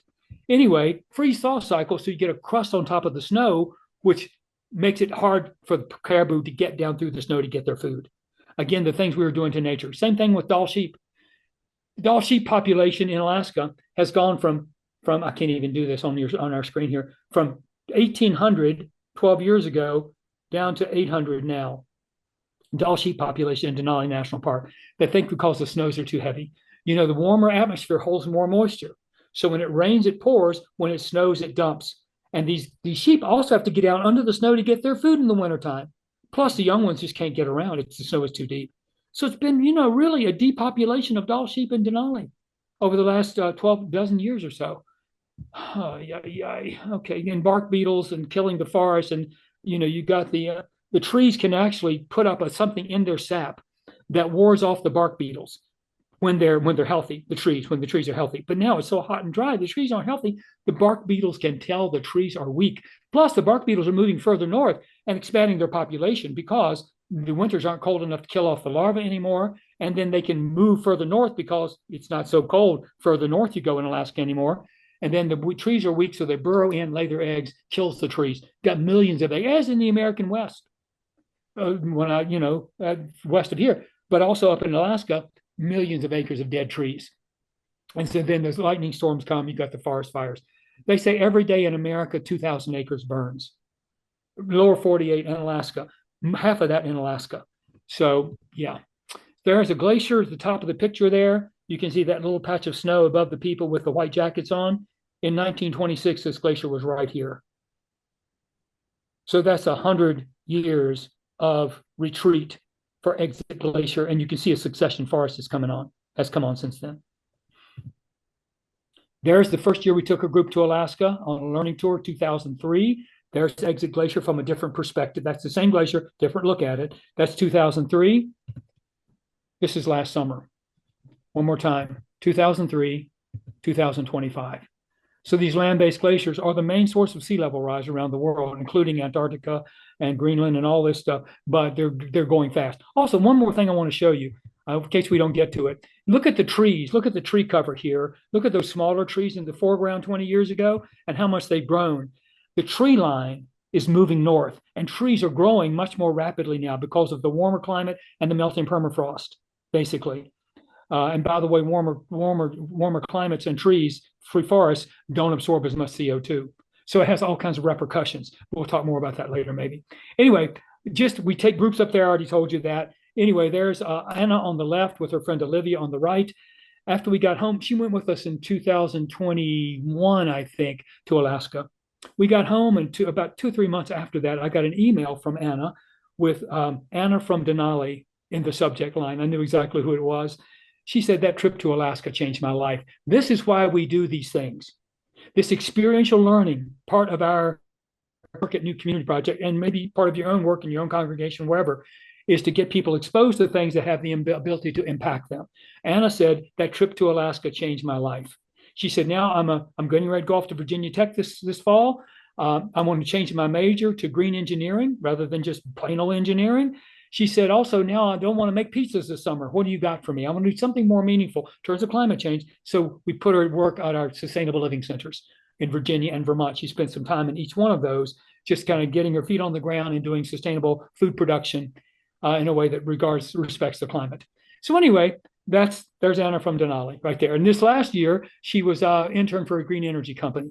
So we're trying to get people experiences in a way that help them see this world and themselves differently. That's kind of what we're doing. All right, off we go to Nepal. There's the highest mountain in the world. Yes, even higher than Denali. There's flying into Kathmandu. I already told you, 2.3 years off every human life because of air pollution, 5 years off your life in the big cities in South Asia. We try not to contribute as best we can to this.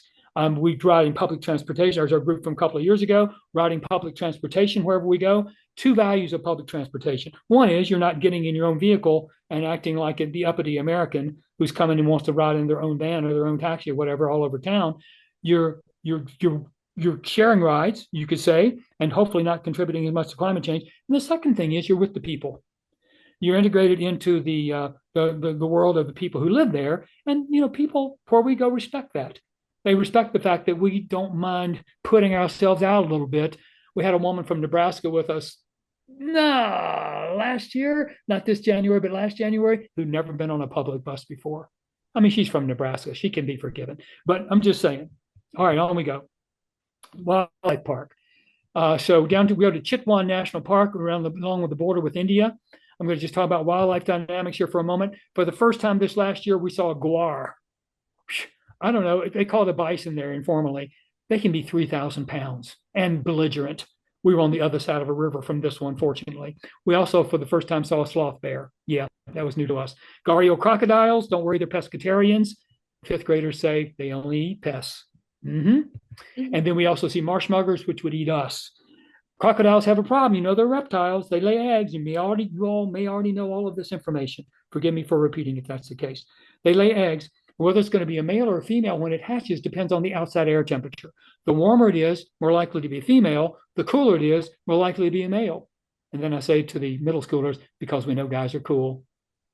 Anyway, but of course, the world is warming up. And so there's not nearly as many male crocodiles being hatched. Yeah, in fact, there's only 4 large male crocodiles in the park. I know you women don't think you need us, but in the long run, we've got a symbiotic relationship. Oh, problems. Asiatic elephants down by 30% in the last 35 years.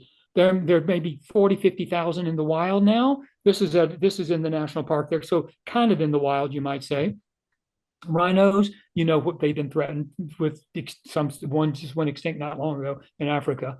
I think the white rhino. Anyway, because of their horns, people poach them for. I guess there are men in the world who think that they put a little ground up rhino horn in their milkshake, it makes them more of a man. Doesn't really work that way, but that's what we fall for. Anyway, but they've done a nice job in this park of restoring the rhinos. There were only less than 100 left in this national park. Chitwan National Park, in case I didn't say it, by the way, formed 100 years after the world's first national park.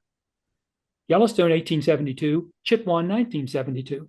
Anyway, so these rhinos were down to under 100 in the 1960s, but they've done a nice job of protecting them and also getting the local people involved in. They don't want the rhinos to go away because they're earning money from the rhinos. The tourist sector, guides, cooks in the restaurants, working in the hotels, all this kind of stuff. So it's very positive actually for them economically. So there's a mother and there's the baby right there. So rhino is kind of a good news story. But here's a bad news story about rhinos. They like to spend a lot of time in water for all the reasons we could come up with. We had time to chat about it. There's a river running right down through the park. Well, we were there 6 months after a big flood. This is about 10 years ago or something like that, maybe not quite that long. Anyway, you can see the debris wash down the river. It also flooded some of the villages and towns along the riverside, and also drowned 2 of the rhinos and carried 10 of them downstream to India, the country next door. Sheesh, which they repatriated by special delivery back up to Chitwan. You can see the relative size of things there too. I think that's instructive for a number of levels. So of those 2 rhinos that were killed, the national park people found their orphaned babies.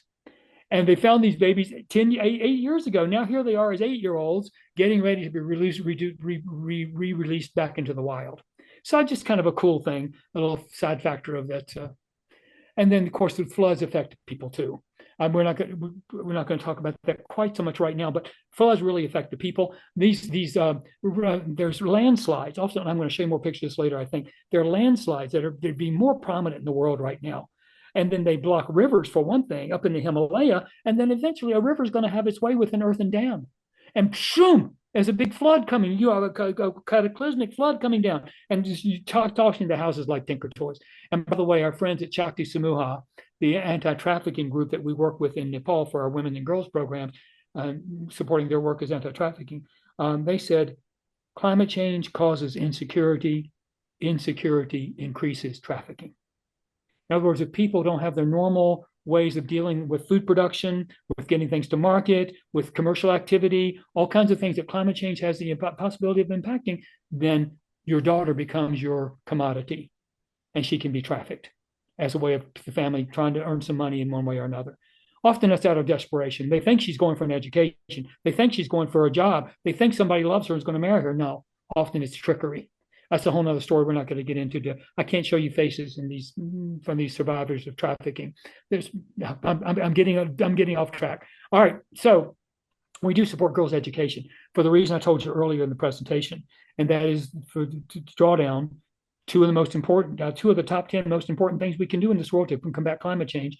And we might say just all kinds of ecological problems is to educate girls and empower women. So we're doing that in places like Nepal. So I don't consider this a sidetrack actually to what we're talking about today. So there's the Chipang girls, who, if they were, one of the main reasons of educating girls is that the more education a girl has, the fewer children she almost always has. So it reduces the impact on the local environment. For you and me, we buy our stuff from all around the world. It comes into our local environment. But for them, to our local food stream or whatever material stream, for them, they live off the local area. And so having fewer children really reduces your impact on the local ecosystem around you. These girls, they're in danger of getting married when they're 13 or 14 if they're not in school. So these Chipang girls, we keep 41 of them in school right now. along with other girls around the country. We also support reforestation for environmental restoration. And just for, okay, I'll tell you why. Here's why. This is a school that we support some scholarships for girls and also various things there at the school. But also, here's Anisha Tamang, who's the president of the environmental club. I said, Anisha, why are you doing this, planting these trees here around the schoolyard? We provide the saplings. They do the planting and the maintenance of them. And so I said, why are you doing this? She said, well, it beautifies the schoolyard. It gives us oxygen, and it helps combat climate change. I couldn't have said it any better myself. Anyway, so one of the small things we're doing. So last picture from Nepal, I think they are our last pictures from Nepal. We'll see here in a minute. There's a sambar deer, big ears, not just because it looks cool, because they're listening out for a certain predator. There's where the tiger slept last night. There's where she sharpened her claws this morning. There is said tiger. And this is actually a little bit of good news. Tiger populations were down to around 3,000 in the wild about 15 years ago. It's getting near endangered species level. Well, it is endangered species. And because you could have a sickness come through them, or a poaching, all these poaching outbreak or whatever. And that's the main reason for the tiger's decline is poaching, followed closely by habitat loss. And probably, I don't know if climate change affects them or not. They're kind of mobile. Anyway, now the tiger nations of the world got together and decided to try to double tiger populations by now. And so they have done that, up to over 5,000 now in the wild. So that's a positive thing. Again, a lot of money involved, because tourists will pay big money to come and see a tiger in the wild. But if money talks, money walks, I say. We actually need to be charging more for all of our bad environmental practices and rewarding our good environmental practices. That's one of the things we don't do. We don't figure in the cost of doing business in terms of climate change gases, or in terms of material extraction, or food waste, or any of that kind of stuff. We don't really factor that in to the cost of the activity. And so why would we, if we don't have a deposit on those aluminum cans, why wouldn't we throw away 167 million a year in the United States? There's no deposit in most states. Some states have it. Bless you who are enlightened. Washington State may be one of those. Here's three more pictures from Nepal. We hike up to have an encounter with the Himalaya when we're in Nepal. And so there's Annapurna 2, one of the 26,000 foot mountains in this region. Annapurna 2. This picture was taken 10 years ago. Take a look at the snowpack on the bottom reaches of this mountain. Here it was last January. One more time. 10 years ago snowpack, last January snowpack. And I actually didn't want to just trust my own judgment about this. I asked the owner of the hotel that we're staying in Dampus, the village up in the highlands there, and he said, no, it's true. We're seeing much less snowpack on the Himalaya, and also much less snow in our village here because of climate change. And so you want to trust and verify. Trust your own instincts in some ways, but verify with the locals to make sure you got the right information on this stuff. And one of the biggest issues of this is that there's 2 billion people in the valleys below these Himalayan glaciers that depend on the dry season runoff to keep the rivers flowing. India, Pakistan, Bhutan, Nepal, these mountaintop glaciers are going fast. 2 reasons the mountaintop glaciers are going. One is climate change, warming up the area, but also soot, particulate matter. The soot, the black soot from diesel combustion, settles on these mountains, on the snowpack, and of course, a darker surface absorbs the sun's energy rather than repels it like a bright surface does. And so then you've got more warming and more melting of the glaciers. Oh, yeah. I told you we were going to get to Greenland. There's Greenland. Sorry, I'm going to get a drink of tea. Jesus said, you remember Jesus said, man does not live by bread alone. I think the Lord had in mind iced tea. And I am from Virginia, so forgive me. Anyway, so Greenland, flying home from Asia, you're supposed to keep your window shades down all the time because, on these long flights, people are sleeping. Well, I never sleep, so I'm always wanting to find some way to get my window shade up. So at some point I open it up, there's Greenland down there below me. I could not believe it. So I started taking pictures. There's Greenland. It's the largest island in the world. And also, of course, lots of snow. That snow is going fast. They say Greenland is, at the end of last summer, Greenland was melting at a rate of 12 billion tons of meltwater per day into the North Atlantic. If I can get my little scheme out here again. All right, I'm going to do this. All right, so here's our Earth. And so in my upside down world, by the way, our logo, for a new community project, probably, as you know, is the upside down earth. And so I like to draw the upside down. And that's from the book of Acts. Maybe some of you know that verse, Acts 17:6. These Christians, they're turning the world upside down. They say there's another king besides Caesar. Anyway, so here's our world. So in my little scheme here, Greenland would be here if the Atlantic Ocean is upside down and everything. Here's Greenland down here, and of course the Gulf Stream, bringing warm water up from the tropics, is coming up here, and then cools as it comes north. But as it comes north, it releases the heat energy onto Europe, which keeps Europe warm. And then as it cools, it starts to condense, cause all the salt water, sinks, and starts back on the tractor beam going south down to the southern Atlantic and over by India. They say it takes 1,000 years for the Gulf Stream to make that loop. Well, now you've got all this fresh water coming in from Greenland into the Gulf Stream. They say it's already slowed by 15% because you've got this diluted water now, not the salty water, less likely to sink and keep the tractor beam going back south. Understand what I'm saying? You probably already knew all this. I'm sorry if I'm repeating everything. But anyway, they say, and then the other thing, of course, so over here, here's England right here, Great Britain. Here's Hudson Bay, Canada over here. They're on the same latitude. Hudson Bay has polar bears. England doesn't have polar bears because of the Gulf Stream. That's what keeps England and old Europe warm.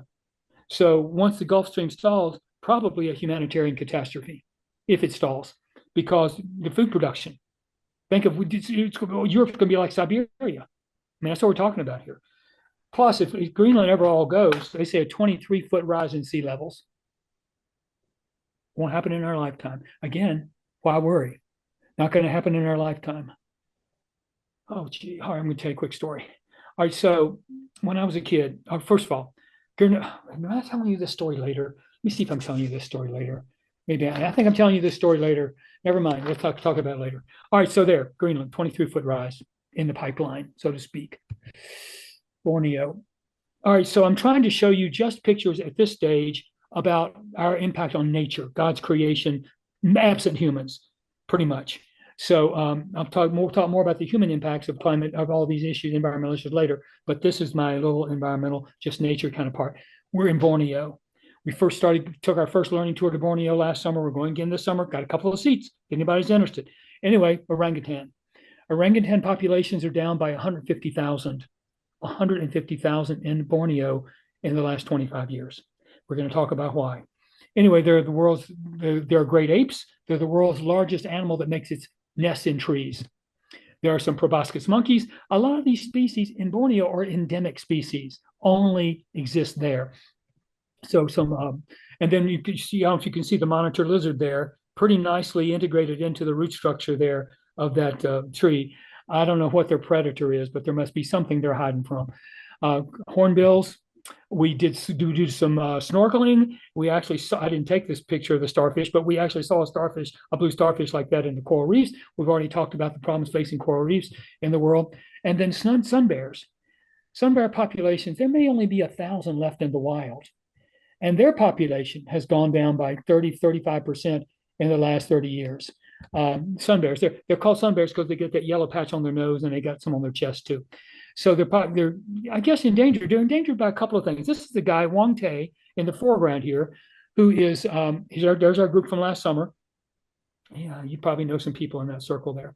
Anyway, Wang Tae, he started this sun bear rescue center about, I don't know, 20 years ago or something like that, because he realized sun bears were being orphaned because of roadkill and also habitat destruction, whatever.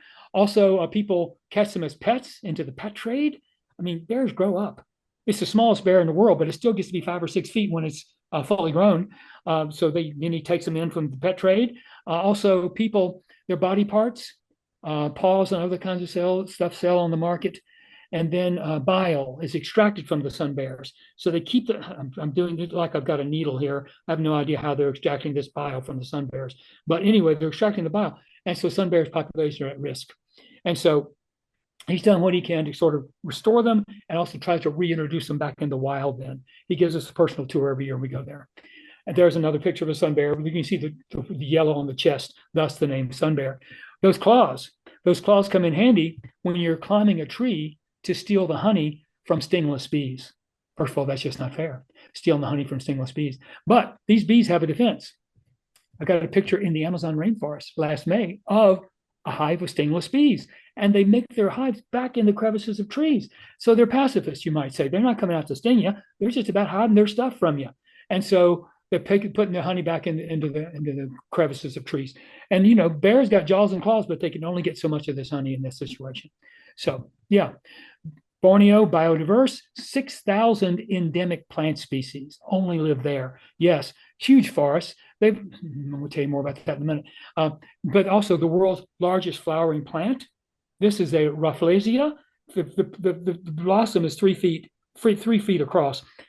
They only bloom 6 or 7 days per year. I've never been there coincidental with it blooming, so this is somebody else's picture. Anyway, but just fascinating place, wonderful place, really marvelous place, except it's going fast. They've lost half their forest on the island of Borneo in the last 75 years. Last 75 years, lost half their forest. Initially, a lot of logging, maybe that's still going on too, but a lot of logging for the economies of East Asia. You know, whether South Korea or China or Vietnam, wherever, they need logs, and they didn't have them. They get it from Borneo. Then the palm oil plantations started moving in. Palm oil. So there's where they cut down the forest and they're going to put in palm oil like there. So there's what a palm oil plantation looks like. In monoculture, 95% less biodiversity than a regular forest, as you can imagine. E.O. Wilson told us that, the great Harvard biologist many years ago. Well, he died a couple of years ago. Anyway, and also less carbon sequestration than regular forest. And so and then it's just the reason they're growing it here in this part of the world is palm oil can only grow 10 degrees on either side of the equator because of its, now, of course, they'll be growing it maybe in Washington State before long because, you know, climate change. But for now, 10 degrees either side of the equator. And plus, it's very versatile. It's using half the stuff in the grocery stores has palm oil in it. And thirdly, very profitable. The palm oil corporations made $9 billion last year. I'm sure they're making more than that every year, more and more every year, because of all its versatility and all the profitability. So, by the way, there's from an airplane, that's palm oil plantations as far as the eye can see. That's what's out there over the horizon. By the way, I'm not generally in favor of tariffs. I don't really understand what that's about. I would be all for tariffs put on products that are created by cutting down tropical rainforest. I'd be okay with that. That's never going to happen. Our trade agreements only protect products, patents, and profits, not people or planet.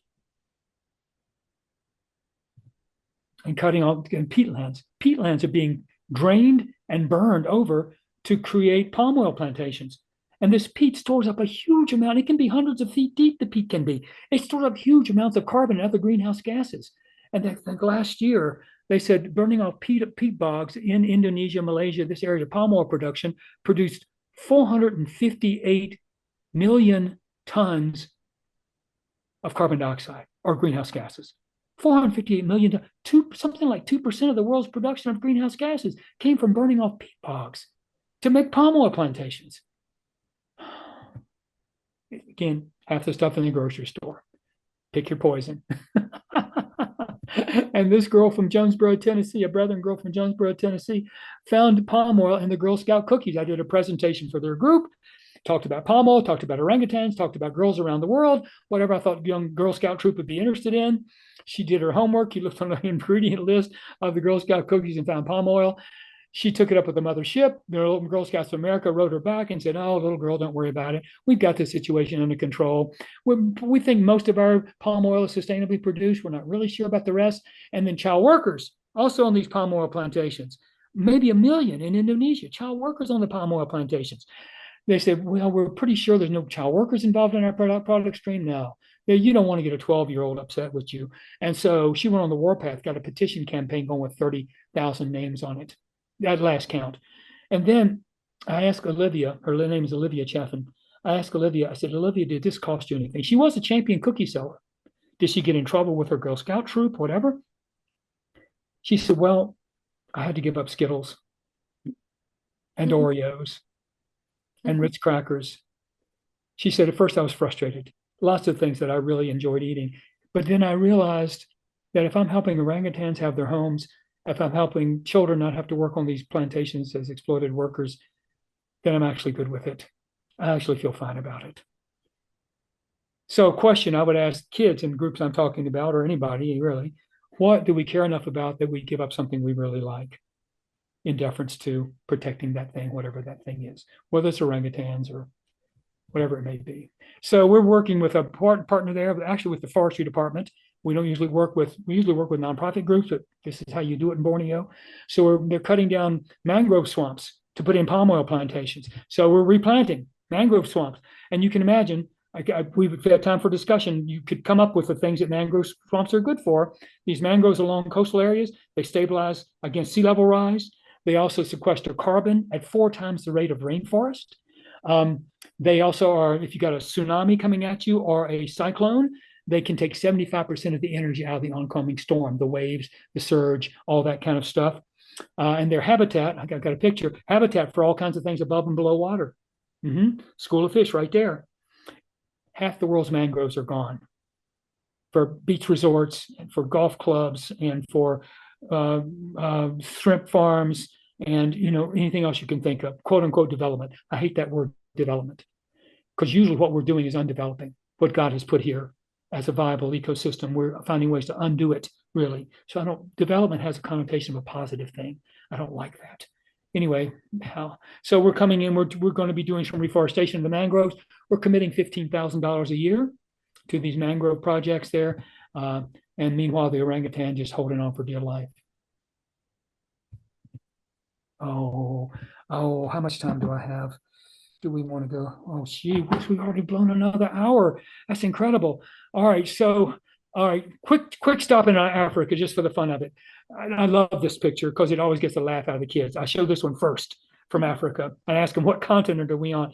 But giraffe, reticulated giraffe, they just found a new species of giraffe. Just discovered a new species of giraffe. Amazing. I can tell you stories. Oh, why don't I tell you a story? So these giraffe are eating the acacia trees. The acacia trees don't like it. So they've learned over the eons. Remember, God gave creation the ability to bring forth. These acacia trees have brought forth the poison in their sap over the eons that make the giraffe sick or kill them if they keep eating it. So that's their defense against the giraffe. And they create a pheromone that blows downwind and warns the other acacia trees that the giraffe are in town, get your poison up. Well, the giraffe figured that out. Now they go upwind where the wind hasn't blown yet and eat those acacia trees. It's a jungle out there. Cape Buffalo, turn your vehicle over. You see the oxpecker birds on the back. They're all watching out for the big cats, leopards, cheetahs, lions in this part. Akagera National Park in Rwanda is where we are. Anyway, they're all looking out for the big cats. They're cooperating to do this. The ranger called it shared vigilance. I'm telling you this because this fits into what we're talking about. Nature has a way of looking out for itself. And so, the snowshoe hare story in Denali National Park, which we didn't get to, and the lynx, how the lynx population, as the snowshoe hare population escalates and triples or doubles or quadruples or whatever's over a period of time, the lynx population increases. And then when the snowshoe hare population crashes every 7 or 10 years, the lynx population crashes every 7 or 10 years. So you're not out eating your ecosystem. Anyway, shared vigilance. And so the buffalo can't see worth nothing, but they can hear and smell really well. The oxpecker birds, they see something rustling in the grass, up they go. The giraffe are like the periscopes, looking out over the horizon to spot things coming through the grass. And then the zebras have really good eyesight, so they're watching out for each other. Here's the success story. Mountain gorillas, populations were down to about 300 and some, about 40 years ago, 300 and some mountain gorillas left in the world.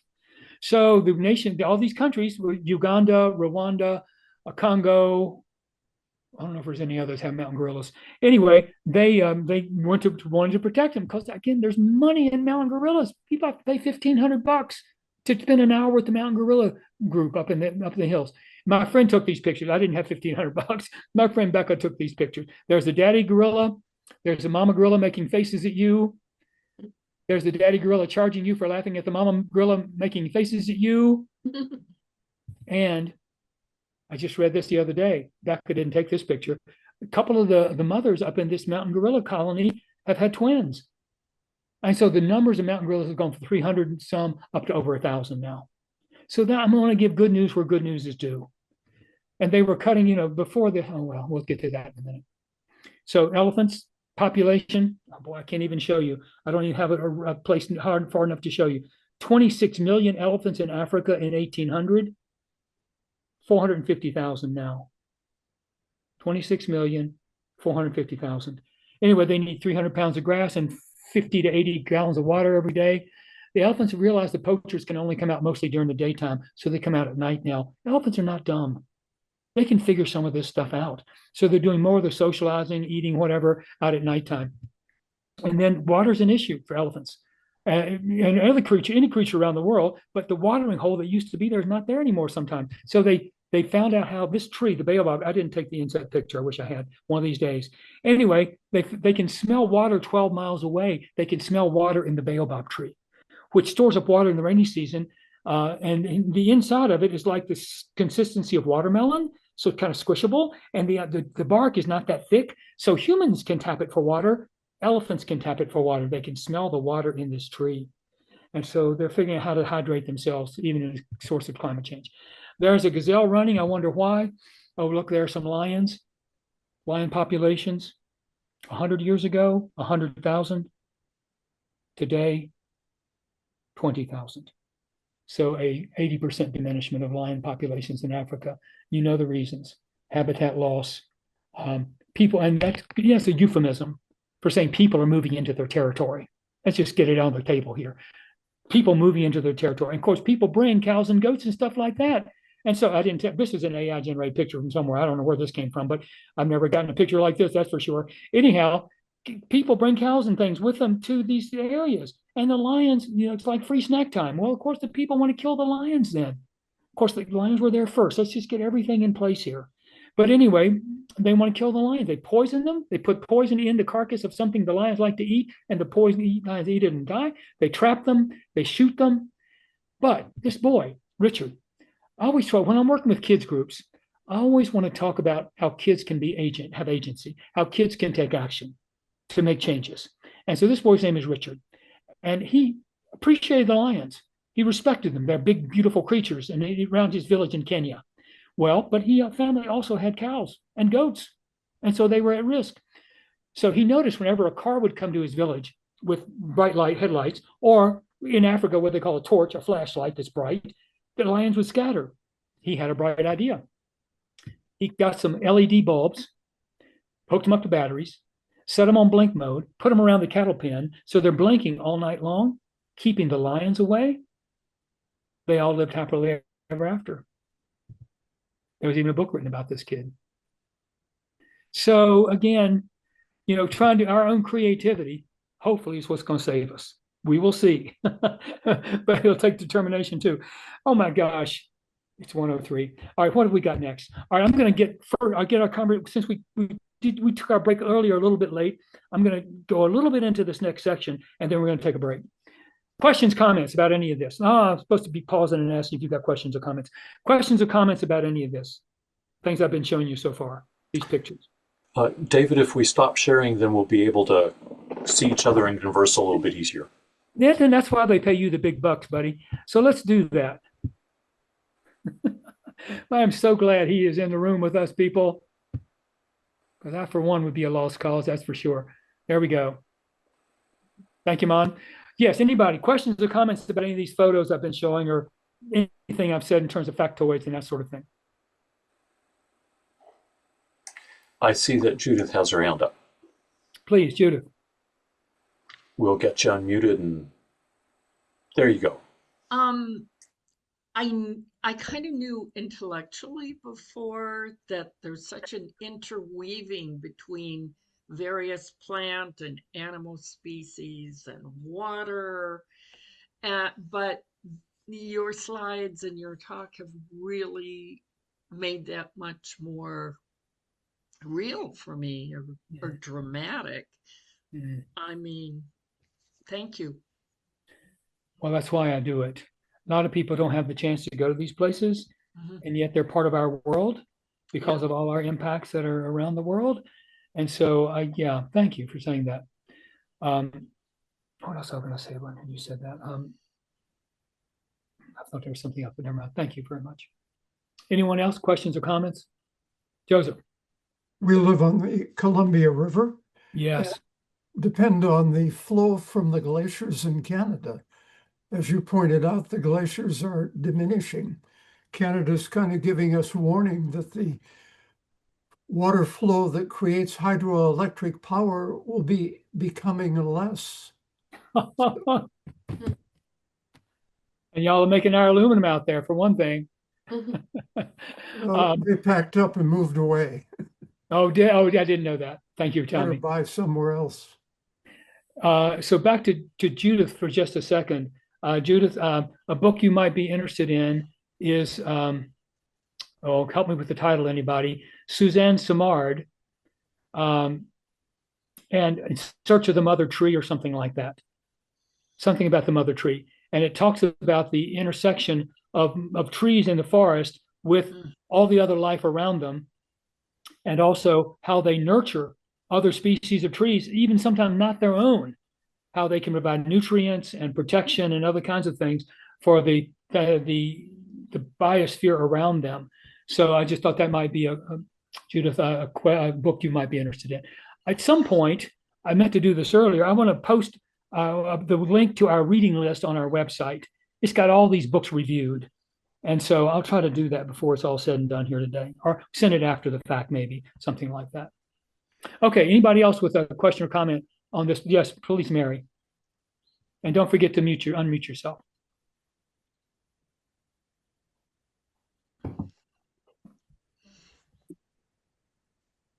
Yes. So there are experiences with revitalizing natural habitats. If we like plant the mangroves or undam some rivers, nature is very resilient. Yes. And it goes back into the harmony that God created. Yes.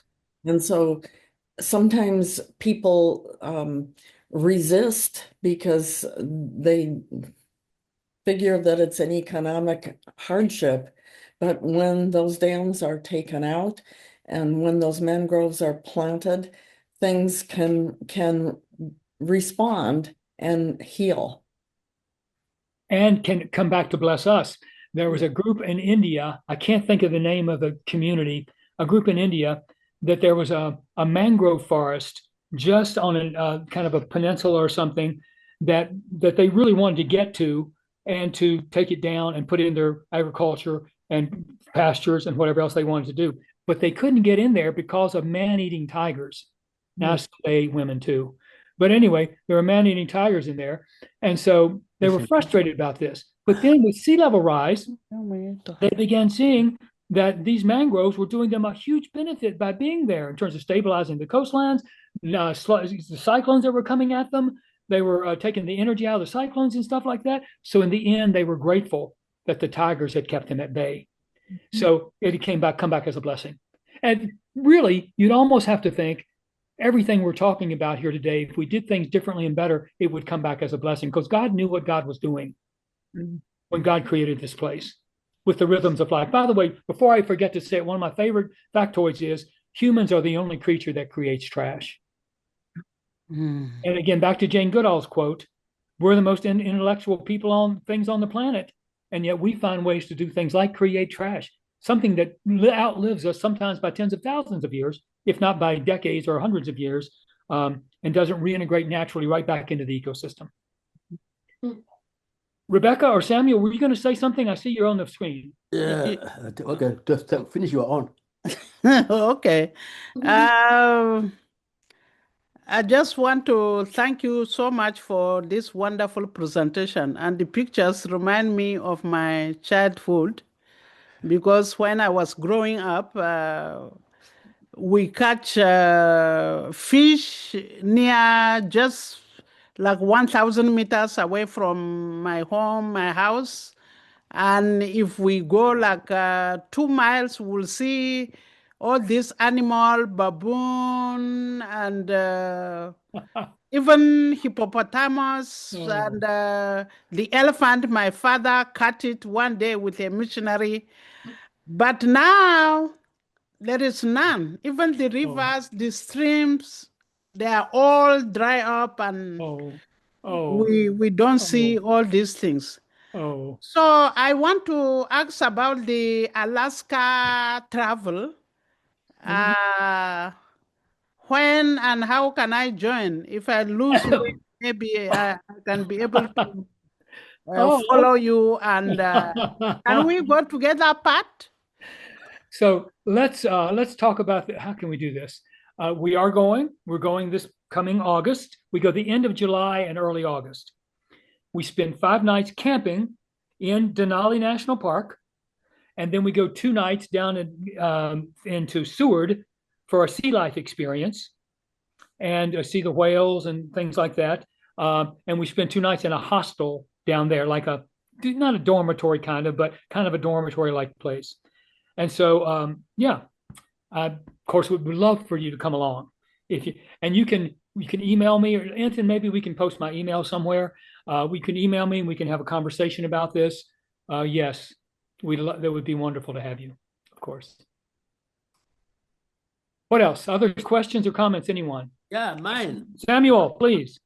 Yeah, thank you for identifying some of those damage that human beings are doing to other creation with all the responsibility given to us. But as you go through this listing and pointing the pictures, a question keep coming to my mind, which I don't know whether the questions are very important. As you go, I remember Psalm 8, verse 4, where David talk about insignificance of human being in the Lord of creation. Which means we are not really the giant of creation. We are just very little insignificant. So the whole of God's creation is massive, bigger than us. And yet, we, the insignificant, become the most damaging. And then, the next question to me is that, why do we exist as a human being?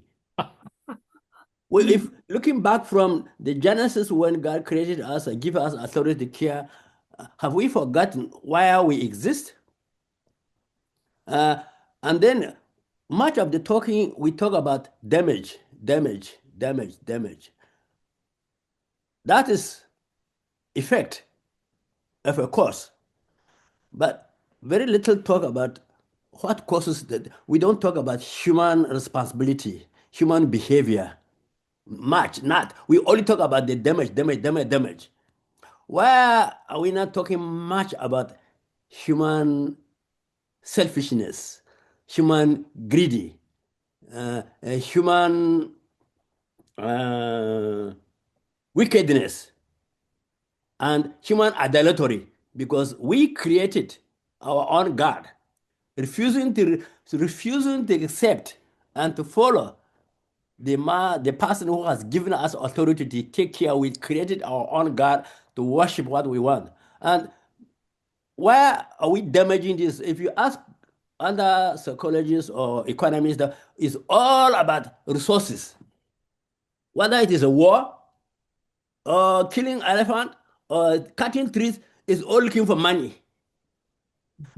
And the problem with that money is that a few members of humanity in the world accumulated that much that they can't even use all.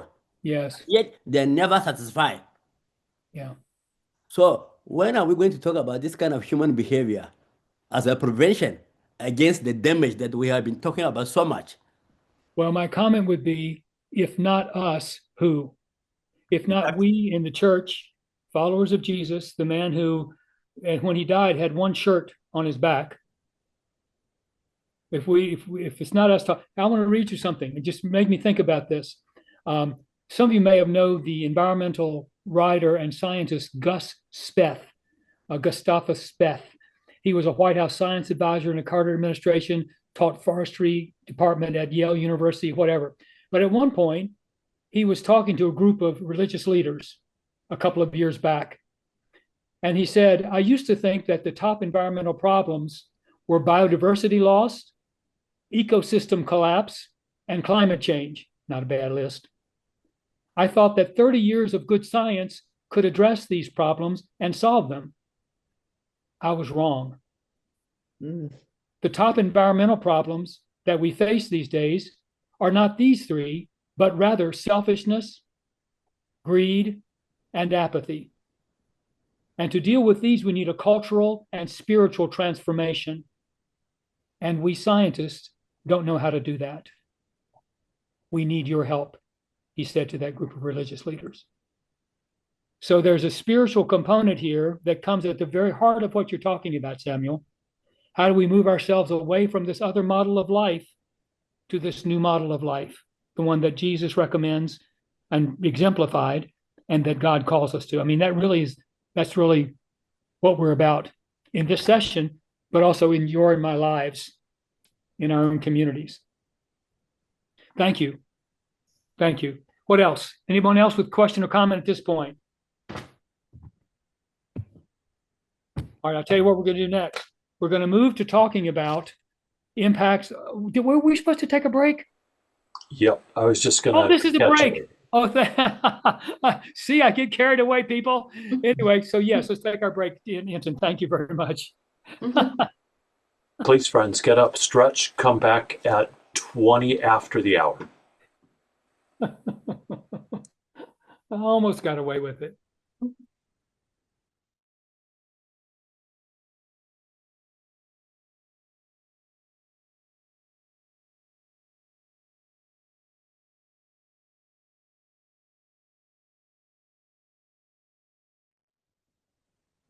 This last session, we were talking mostly about our impacts on God's creation around us, the non-human part of creation.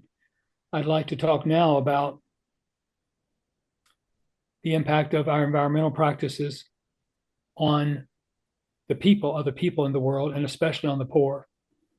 So let's just talk for a moment about some ways that our environmental malfeasance is coming back on the human community. What are some of the main impacts you see of how our environmental practices come back to haunt us?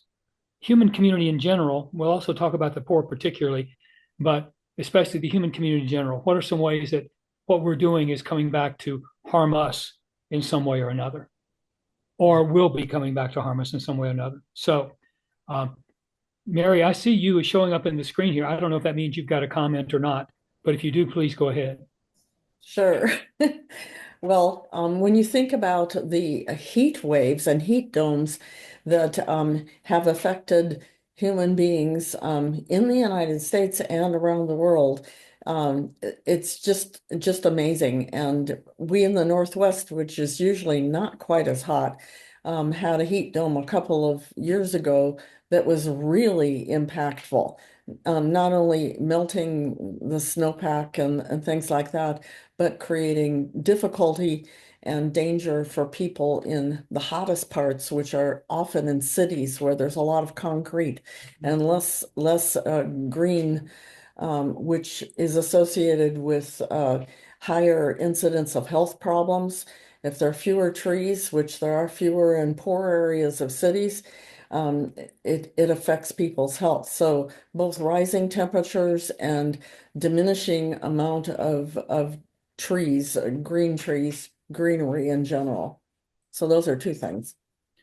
They say having trees in a neighborhood reduces crime and also increases mental wellness, among other things, all the things you're talking about, not just the actual heat, but that's all those things are really part of the dynamic. Yeah.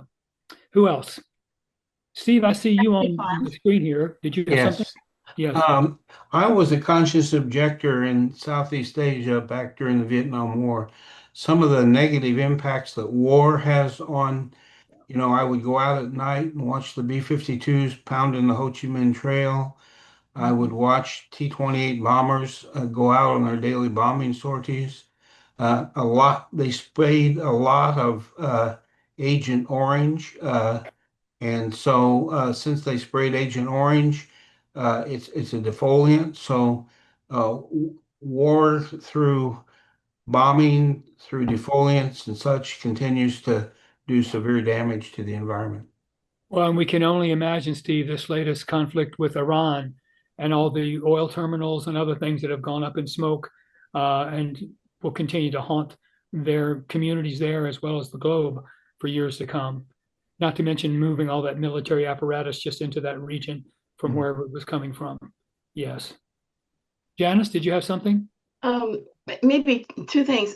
Piggybacking on what was just said, I had the privilege of visiting Vietnam and going through the Cucci tunnels and then the war museums that showed the all of the impacts of it was all done so that we would never have war anymore. And the folks in the museums saying, you know, we are not our country. Wow. And that was impactful. But yes. What I was going to say is simply from the heart of Iowa, these horrific factory farms. Yeah. Big impacts on the creatures involved as well as for the environment around. And the folks who are the working poor. Yes, very good point. In terrible conditions. Good point. Mary, did you have something? Or Joseph, there we go.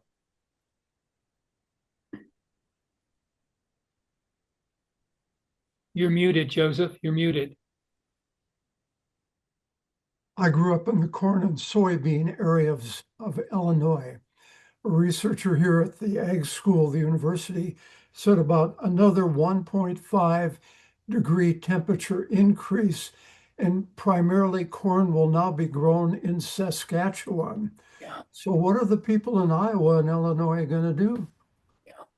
Well, look to what they're growing down in Georgia and Florida, and imagine that being in their, well, they'll have to. Palm trees. Yeah. Thank you. Who else? Anyone else? Something to add to this of the way the environment kind of comes back on us, Kathy? We experienced last year, Oklahoma, hot, summer, dry. Last summer, we were wet. I had the most beautiful mums because there was water. It was a really different summer for us. Now this year, we're kind of back to our little dry habitat. But just sitting still in a place, you can find the rhythm changes that are happening if you're paying attention. Yes.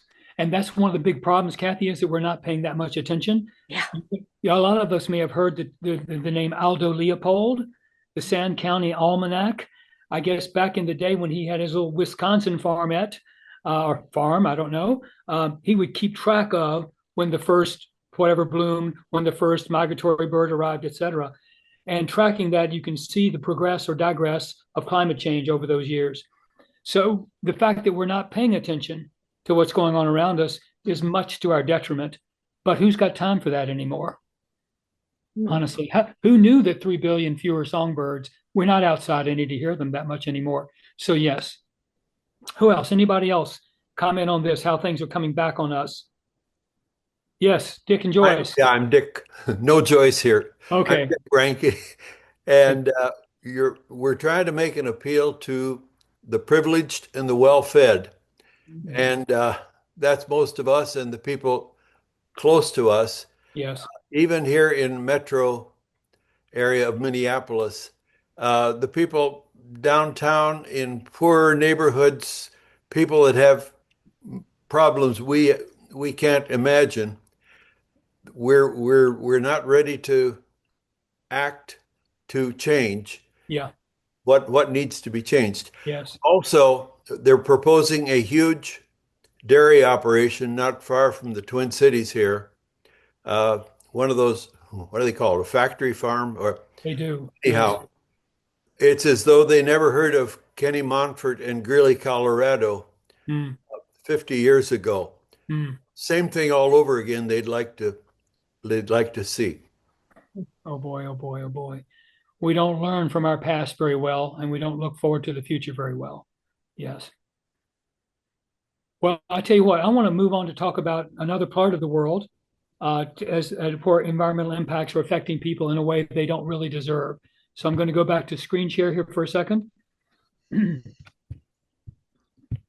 this should get us to the right place if I play my cards right. All right, so if I do that, and then, all right, what am I doing wrong? Oh, there we go. I think I'm ready. All right, so we should have gotten us up to a blank slide. All right, so we're going to stop very briefly in Myanmar, and then we're going to head to Malawi. And David, your slides That's are my two still coming up. destinations. We don't see them quite yet. Give us a Okay. second. Well, I see. How about now? We see you, but we don't have your slide quite yet. Your system's still loading. Okay, Give it, and now we see the young girl looking out the window. great. Good. We're in Myanmar in Southeast Asia. This is Thanakin. It's a facial cosmetic made out of tree bark that you spin on a wheel and add some water, and it's a kind of a cultural mark, a skin condition, and a sunscreen. So children and women wear this in Myanmar. But we're moving on past that kind of quickly. Hopefully, come on, you can do it. You can do it. Things a little bit pokey today till I get it rolling, it seems like. Come on. Come on. Come on, come on, come on. You can do this. Okay, I've seen your mouse, so you're about there, David.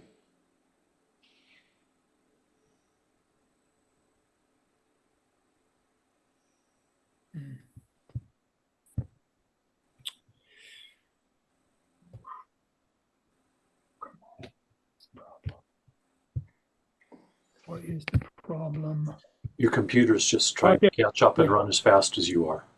All right, can you see now the next slide? Yes. Yes. Yes. Okay, this is where the military took over 5 years ago, claiming unfair elections. People took to the streets. I threw this in just for a little color commentary. I guess in Myanmar, men think that if they get too close to women's clothing, it saps their masculinity. So the women protesters took women's garments and hung them over the streets between themselves and the soldiers, kept them at bay. I thought that was brilliant, actually. This is Sister Anna Marie. She had a bunch of student protesters run past her into her medical clinic with the soldiers in hot pursuit. She went out and encountered them. Eventually, to sum it up, she said, "If you have to kill someone, kill me." And they left. Nonviolent resistance there. And these are primarily Buddhist soldiers, and she's a Christian Catholic nun. And so the interreligious respect that this shows also, which we find hard pressed in our country to find that these days. Hiking up into the hill areas of Myanmar, a lot of deforestation for wood production and firewood, for food production and firewood gathering. This is our friend Jimmy Zahn, who's doing, some of you may know Walt Wilczek on the far left of the picture there. Anyway, this is Jimmy Zahn, our reforestation guy in Myanmar.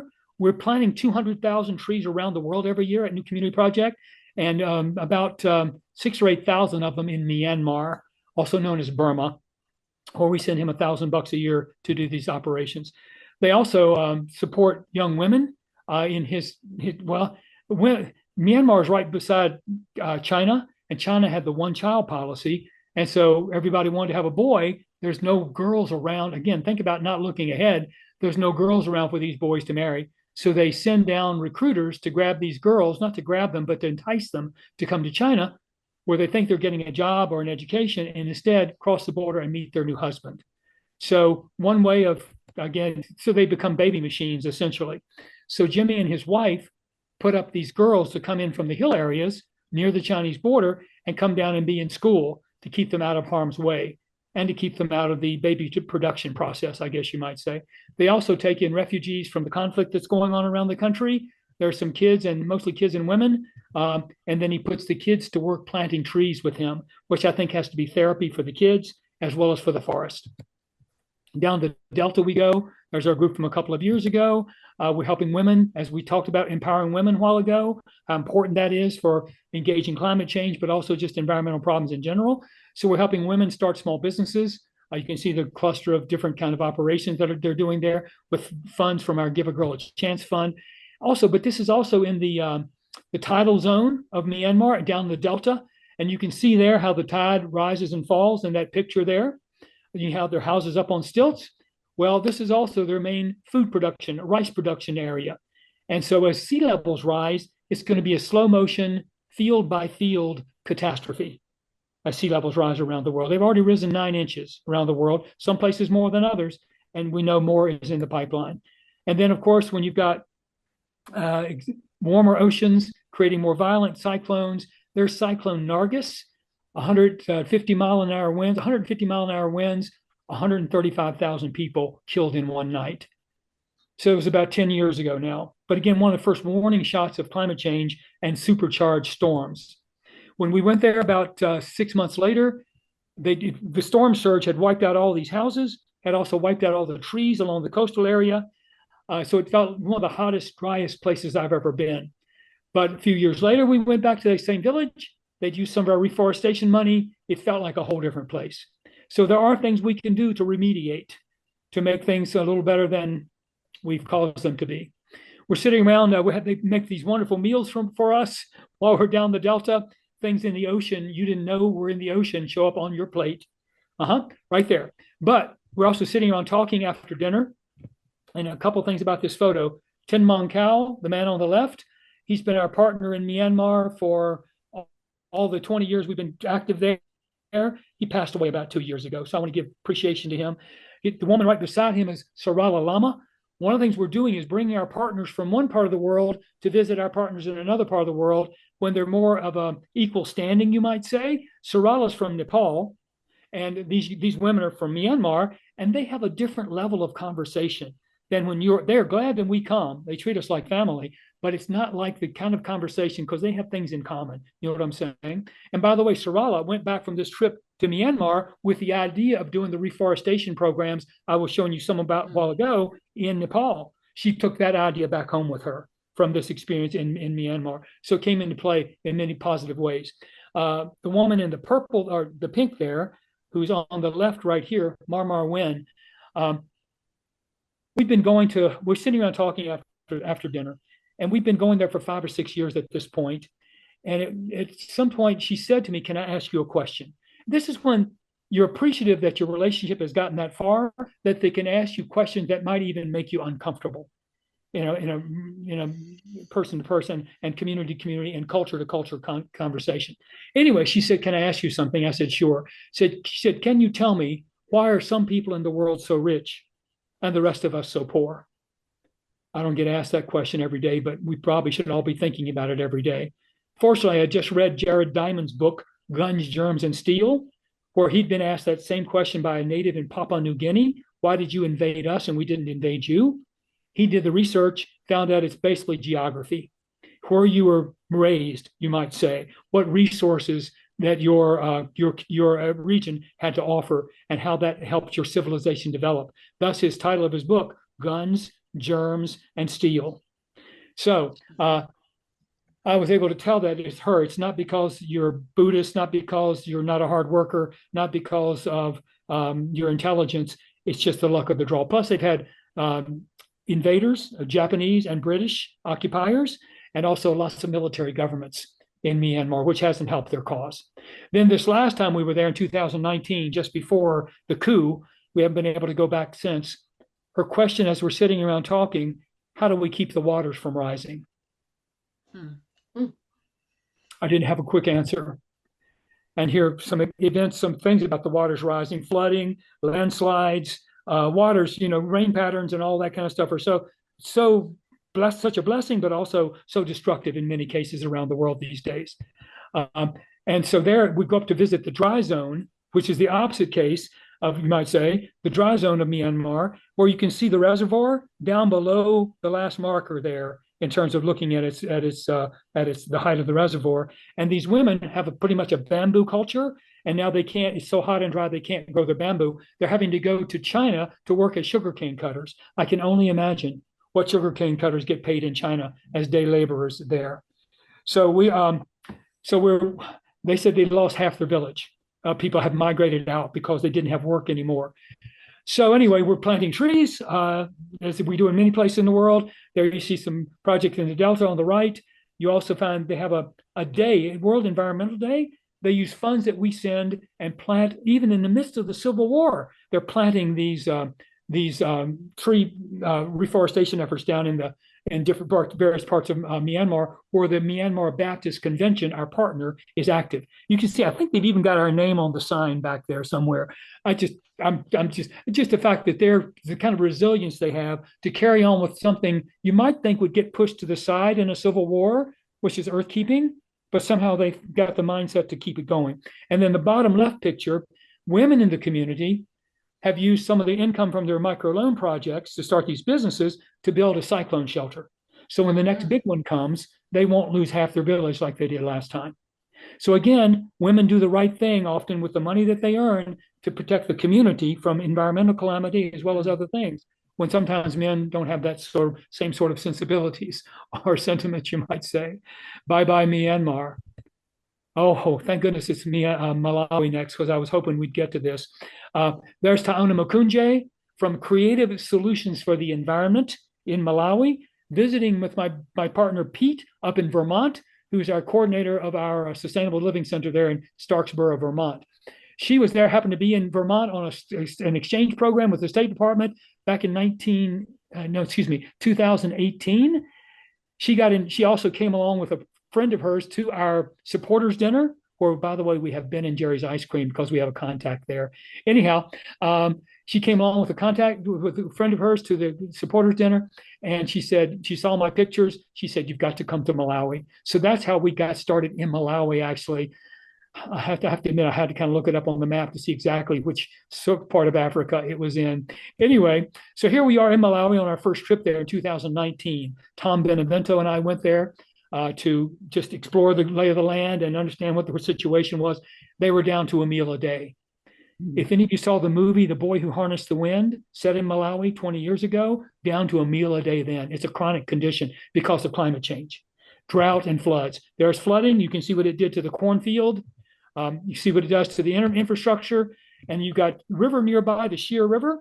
When the flooding happens and the cyclone hits or the monsoons go wild, the rivers rise, and up with the rivers come the crocodiles. And so kids who are walking to school don't know whether there are crocodiles over in the swampy area there that might come to attack them. In fact, people are gathering mangoes from the big trees, the mango trees, which can have thousands of fruit, but they're so desperate to gather the mangoes for food because they don't have enough food that they're fishing around under the water trying to find a mango that has fallen from the tree, sometimes get their hands bitten off by crocodiles. Drought is the other side of the equation for climate change, as you know. Too much rain, not enough rain. So what they've turned to is charcoal production. This is how you make charcoal. Rebecca and Samuel, I'm assuming you've seen this someplace in your homeland, making charcoal. You cut down a tree, you chop it up, you stack it up, you set it on fire, you cover it with soil, it bakes in an anaerobic process. Then you've made charcoal to sell out by the roadside. You can imagine this is income producer. People are needing to earn the income to feed their families. That's what it's about. Because in the agricultural communities of these places where we work there with our partner, they aren't able to grow food like they used to. But the charcoal also exacts a price, as you can imagine, the deforestation. They say for one family to harvest enough wood, to make enough charcoal to feed their family for a month, you've got to cut down 2 acres of trees. Imagine the deforestation. And of course, that has global impacts. It also has local impacts. It interrupts the rainfall patterns of the local community. Also, you've got any habitat you had there for birds and other critters like that, that's gone. The shade, which we've already talked about as being a cooling agent and a mental health agent. All these things are gone because of this.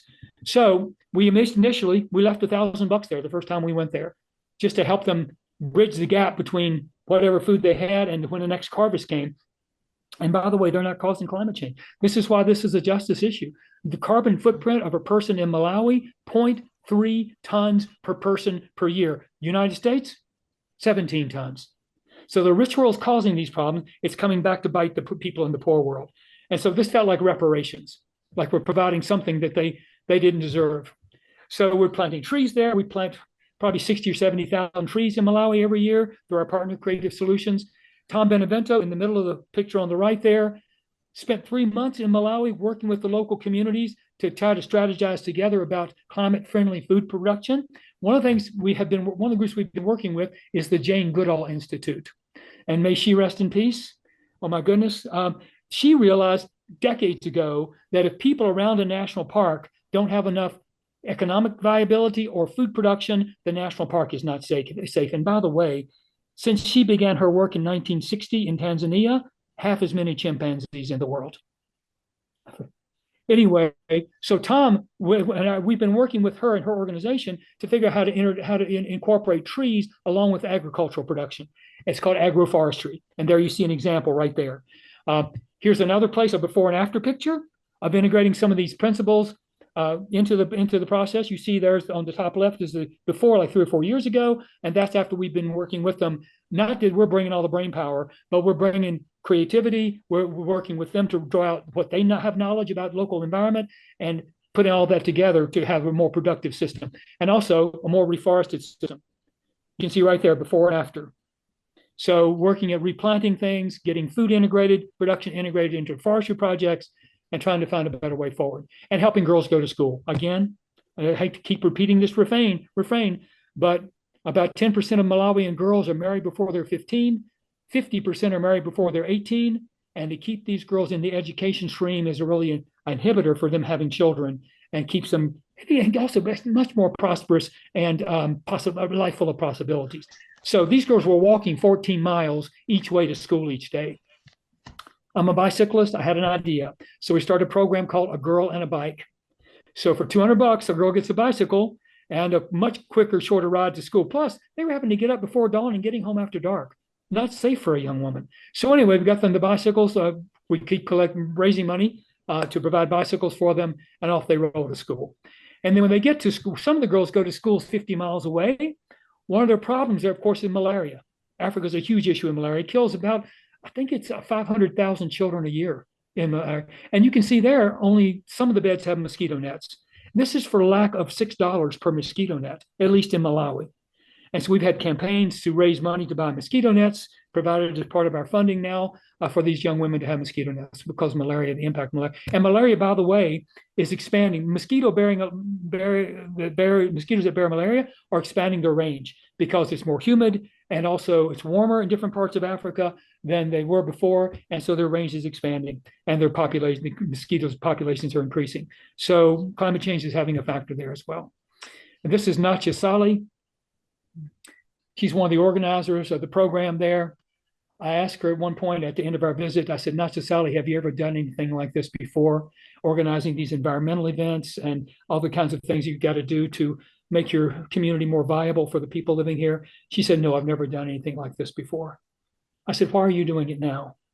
She said, I'm worried about the future of my children. That's her daughter on the left. Her name is Happiness. Oh, that's all we got time for on this.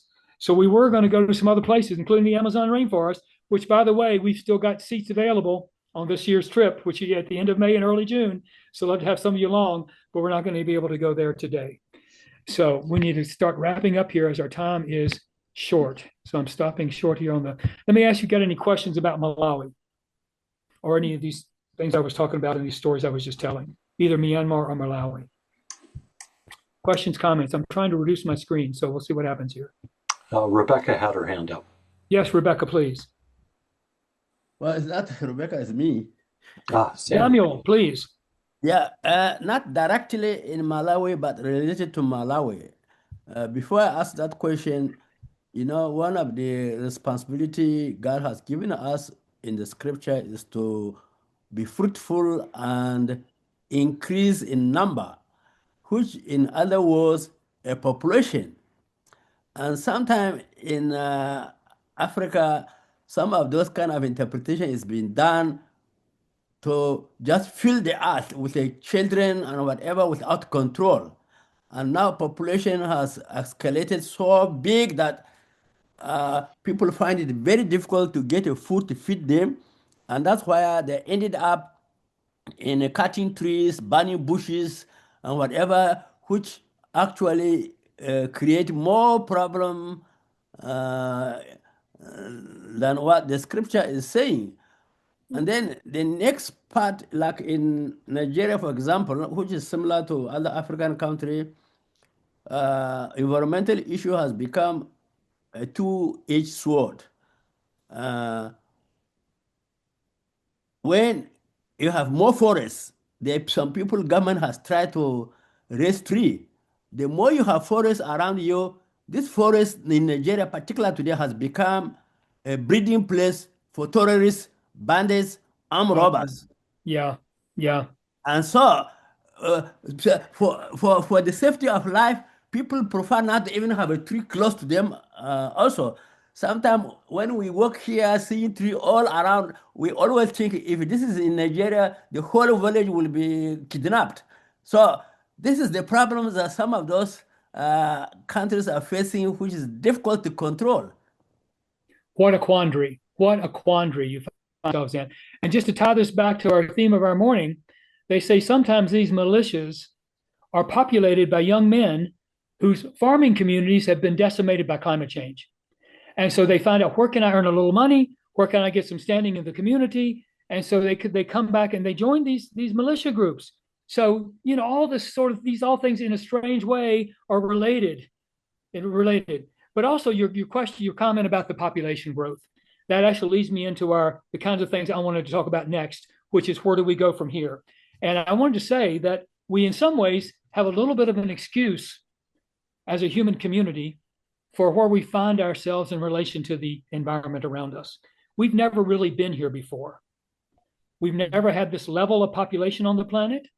We've always been able before, when there was a need to expand ourselves or move on to some other place, there were wilderness areas to be exploited. There were native populations to be driven off their land. There were seas that we could fish deeper in because we knew how to do that. Well, now kind of those days are over. You know, we don't have the opportunity,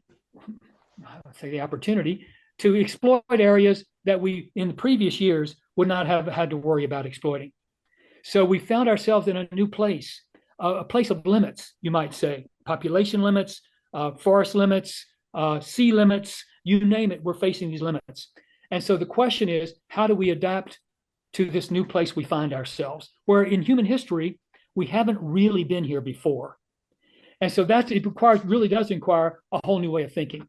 So I do want to, we only have a few minutes left, actually. Yeah, 7 to be exact. And so I want us to think about that scripture that we talked about earlier of Jesus talking about the lilies of the field and the birds of the air. What does this teach us about how we also can, and he talks about not being fretful and all these things about, it holds him up really as a model for our conscious living with this earth. So what is it can we learn from the lilies of the field and the birds of the air? Who can share a couple things you would get from that passage that help us face our current issue of caring for God's earth? Who's got something to say? Please, Joyce. Oh, Mary, excuse me, Mary.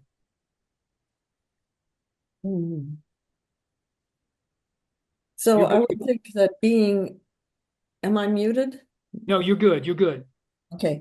I would think that the first thing that comes to my mind is to be content with less. That the lilies of the field aren't saying to themselves, well, I want to have gold all over my lilies. They're content with their blue or their white or their yellow.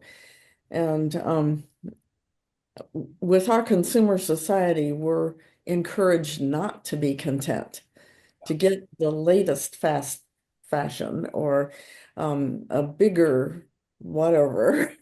So I would think being content with less. That really is the goal of our consumer society, to make us anxious, that we don't have quite what we need to make us really somebody or to help us succeed versus our neighbors, whatever it may be. You're exactly right. Yes, Pat, did you have something? Oh, yeah. And relating to the birds of the field, I mean, they don't, well, some I guess do, but most birds don't stockpile tons of food and let it go to waste. I mean, they eat what they need, and they get it fresh every day, and they don't hoard it, and they don't, they're not greedy, they're not selfish, they're. Interesting you would say that, because there is a bird in the Canada jay up in Alaska, in Denali. They do store up some food, like in a little freezer locker for the wintertime when they're going to need food and they don't have it around. So they put it in their little freezer locker up in the tree someplace. Well, now the ranger said there's a freeze-thaw cycle going on, which makes their food decay or rot before they have a chance to eat it when they really need it.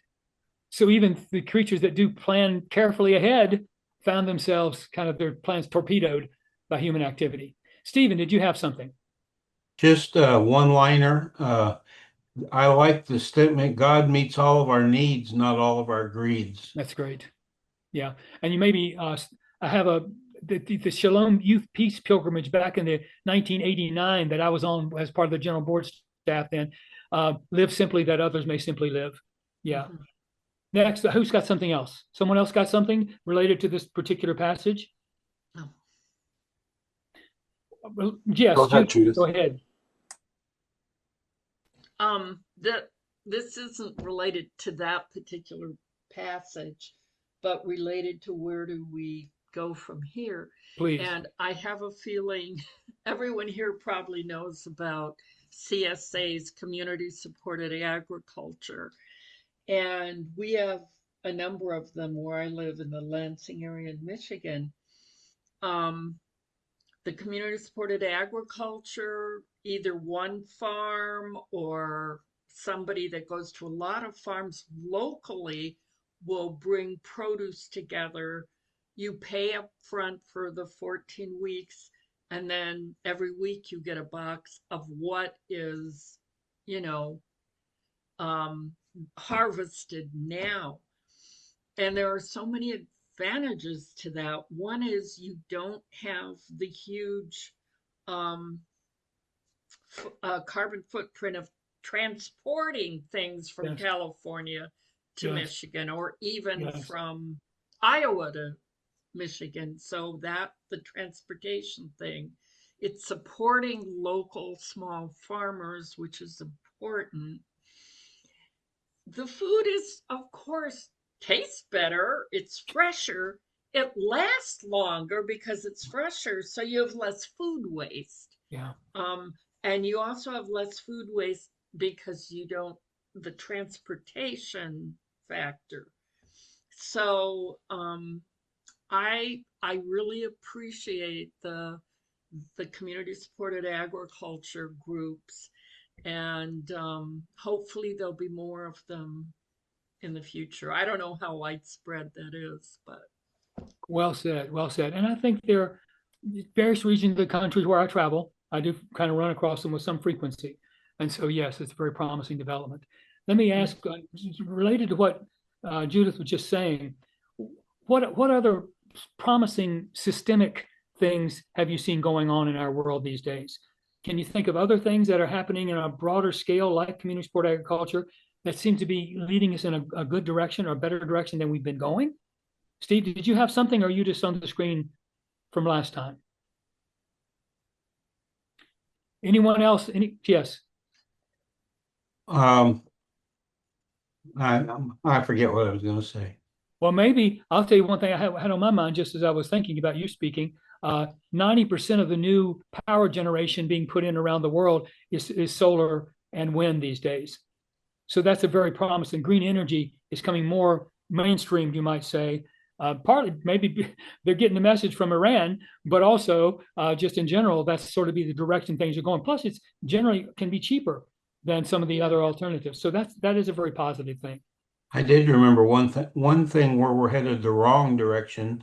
I'm really concerned about doing away with AID, which I saw do so much good around the world. Oh my gosh. Oh my gosh. Yeah, our partners have had big hits on their programs around the world. Yeah. Others in 15 seconds or less, because we're about out of time. Janice, you had something.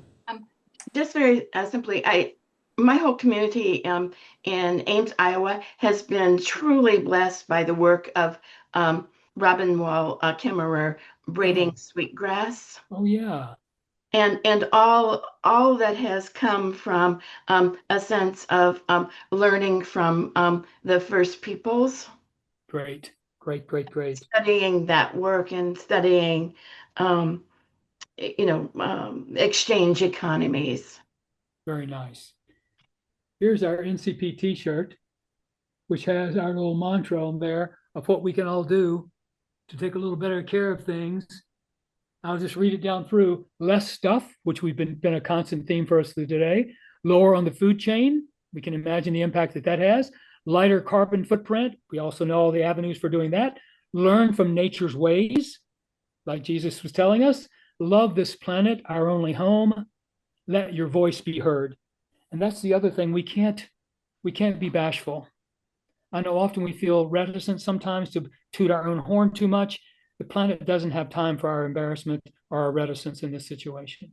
We have to find ways to be out there with the world around us, Jesus said, don't put your lamp under a bushel. Put your lamp on a lampstand. And so I know it goes against some of our nature as Christian people to want to be, but it's not self-promotion. It's actually other promotion. We're promoting this God's creation. We're promoting the needs of our neighbors around the world who are struggling with the environmental crisis in a way that we aren't yet, although we all will eventually. Of course, our grandchildren are going to be first amongst those who suffer from the troubles we are causing. So how do we be out there with the things that we care about and are committed to? I'm going to tell you one little story and then I'm finished, I guess. So I was doing a high school program up in Pennsylvania, Souderton area high school last fall. And a kid came up to me and said, can I write the number 67 on the white erase board? Now it's not 80. Don't quote me saying 86 on any kind of seashell board or anything. But he said, can I write the letter 67 on the white erase board? I said, I thought about it a second. I thought, yeah, okay, sure. He said he wanted to annoy his teacher because somehow the number 67 has some mystical connotation for middle schoolers and high schoolers that I don't even know. I'm not sure they know, but they know it's annoying to their teachers if they write it somewhere. So when the session was over, had an auditorium full of students. When the session was over, I said, that number 67, do you know what happened on June 25th, 1967? Of course they didn't. I said, the world's first global simulcast concert performed by the Beatles, commissioned by the British Broadcasting Corporation. They commissioned the Beatles to write the song, All You Need Is Love. And I said to the kids, I'm not sure I feel that hopeful about things. We're talking about the environment. A lot of things are kind of coming unglued. I'm not sure how we're going to come through this, but I do know that if we love this planet, we're going to take care of it no matter what. We don't abandon that which we love, which, by the way, is very synonymous with what Paul says in 1 Corinthians 13. We can have faith, we can have hope, but what we really need is love in this equation. That's the thing that's going to bring us through if we're going to get through the love that we have for this earth and its people and one another. There was a young woman in Wheatland Elementary School out in Kansas last fall. She's been saying a lot during the presentation on the environment. Fourth grader. I was going to see the fifth graders next, talk about kids around the world, but the environmental piece with the fourth grader. And she came up to, she was very involved in the discussion. Then when it was over, before I could get out the door to go up to see the fifth graders, she came up to me and said, my life is so meaningless. This is a fourth grader, right? She said, we're talking about all the troubles we're causing for the earth around us. And I love this earth, but I don't feel like I'm doing anything to make a difference. She said, here's 71 cents. Oh. It's all I've got. I said, that will plant 7 trees. And that will make a difference.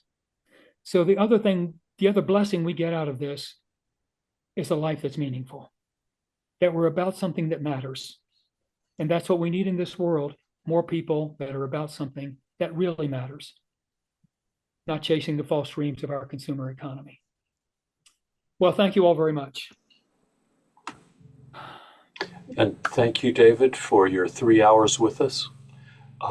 David has said that he'll hang around for a few minutes if anyone has any final questions or thoughts. But for now, David, On behalf of all of Ventures, please accept our appreciation for what was one of our most engaging courses in quite a while. Thank you.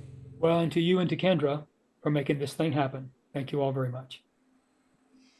Friends, thanks. That's the end of our course. Feel free to be on your way and about the rest of your day, but go being in a very different place than when you came with what you've learned. Thank you.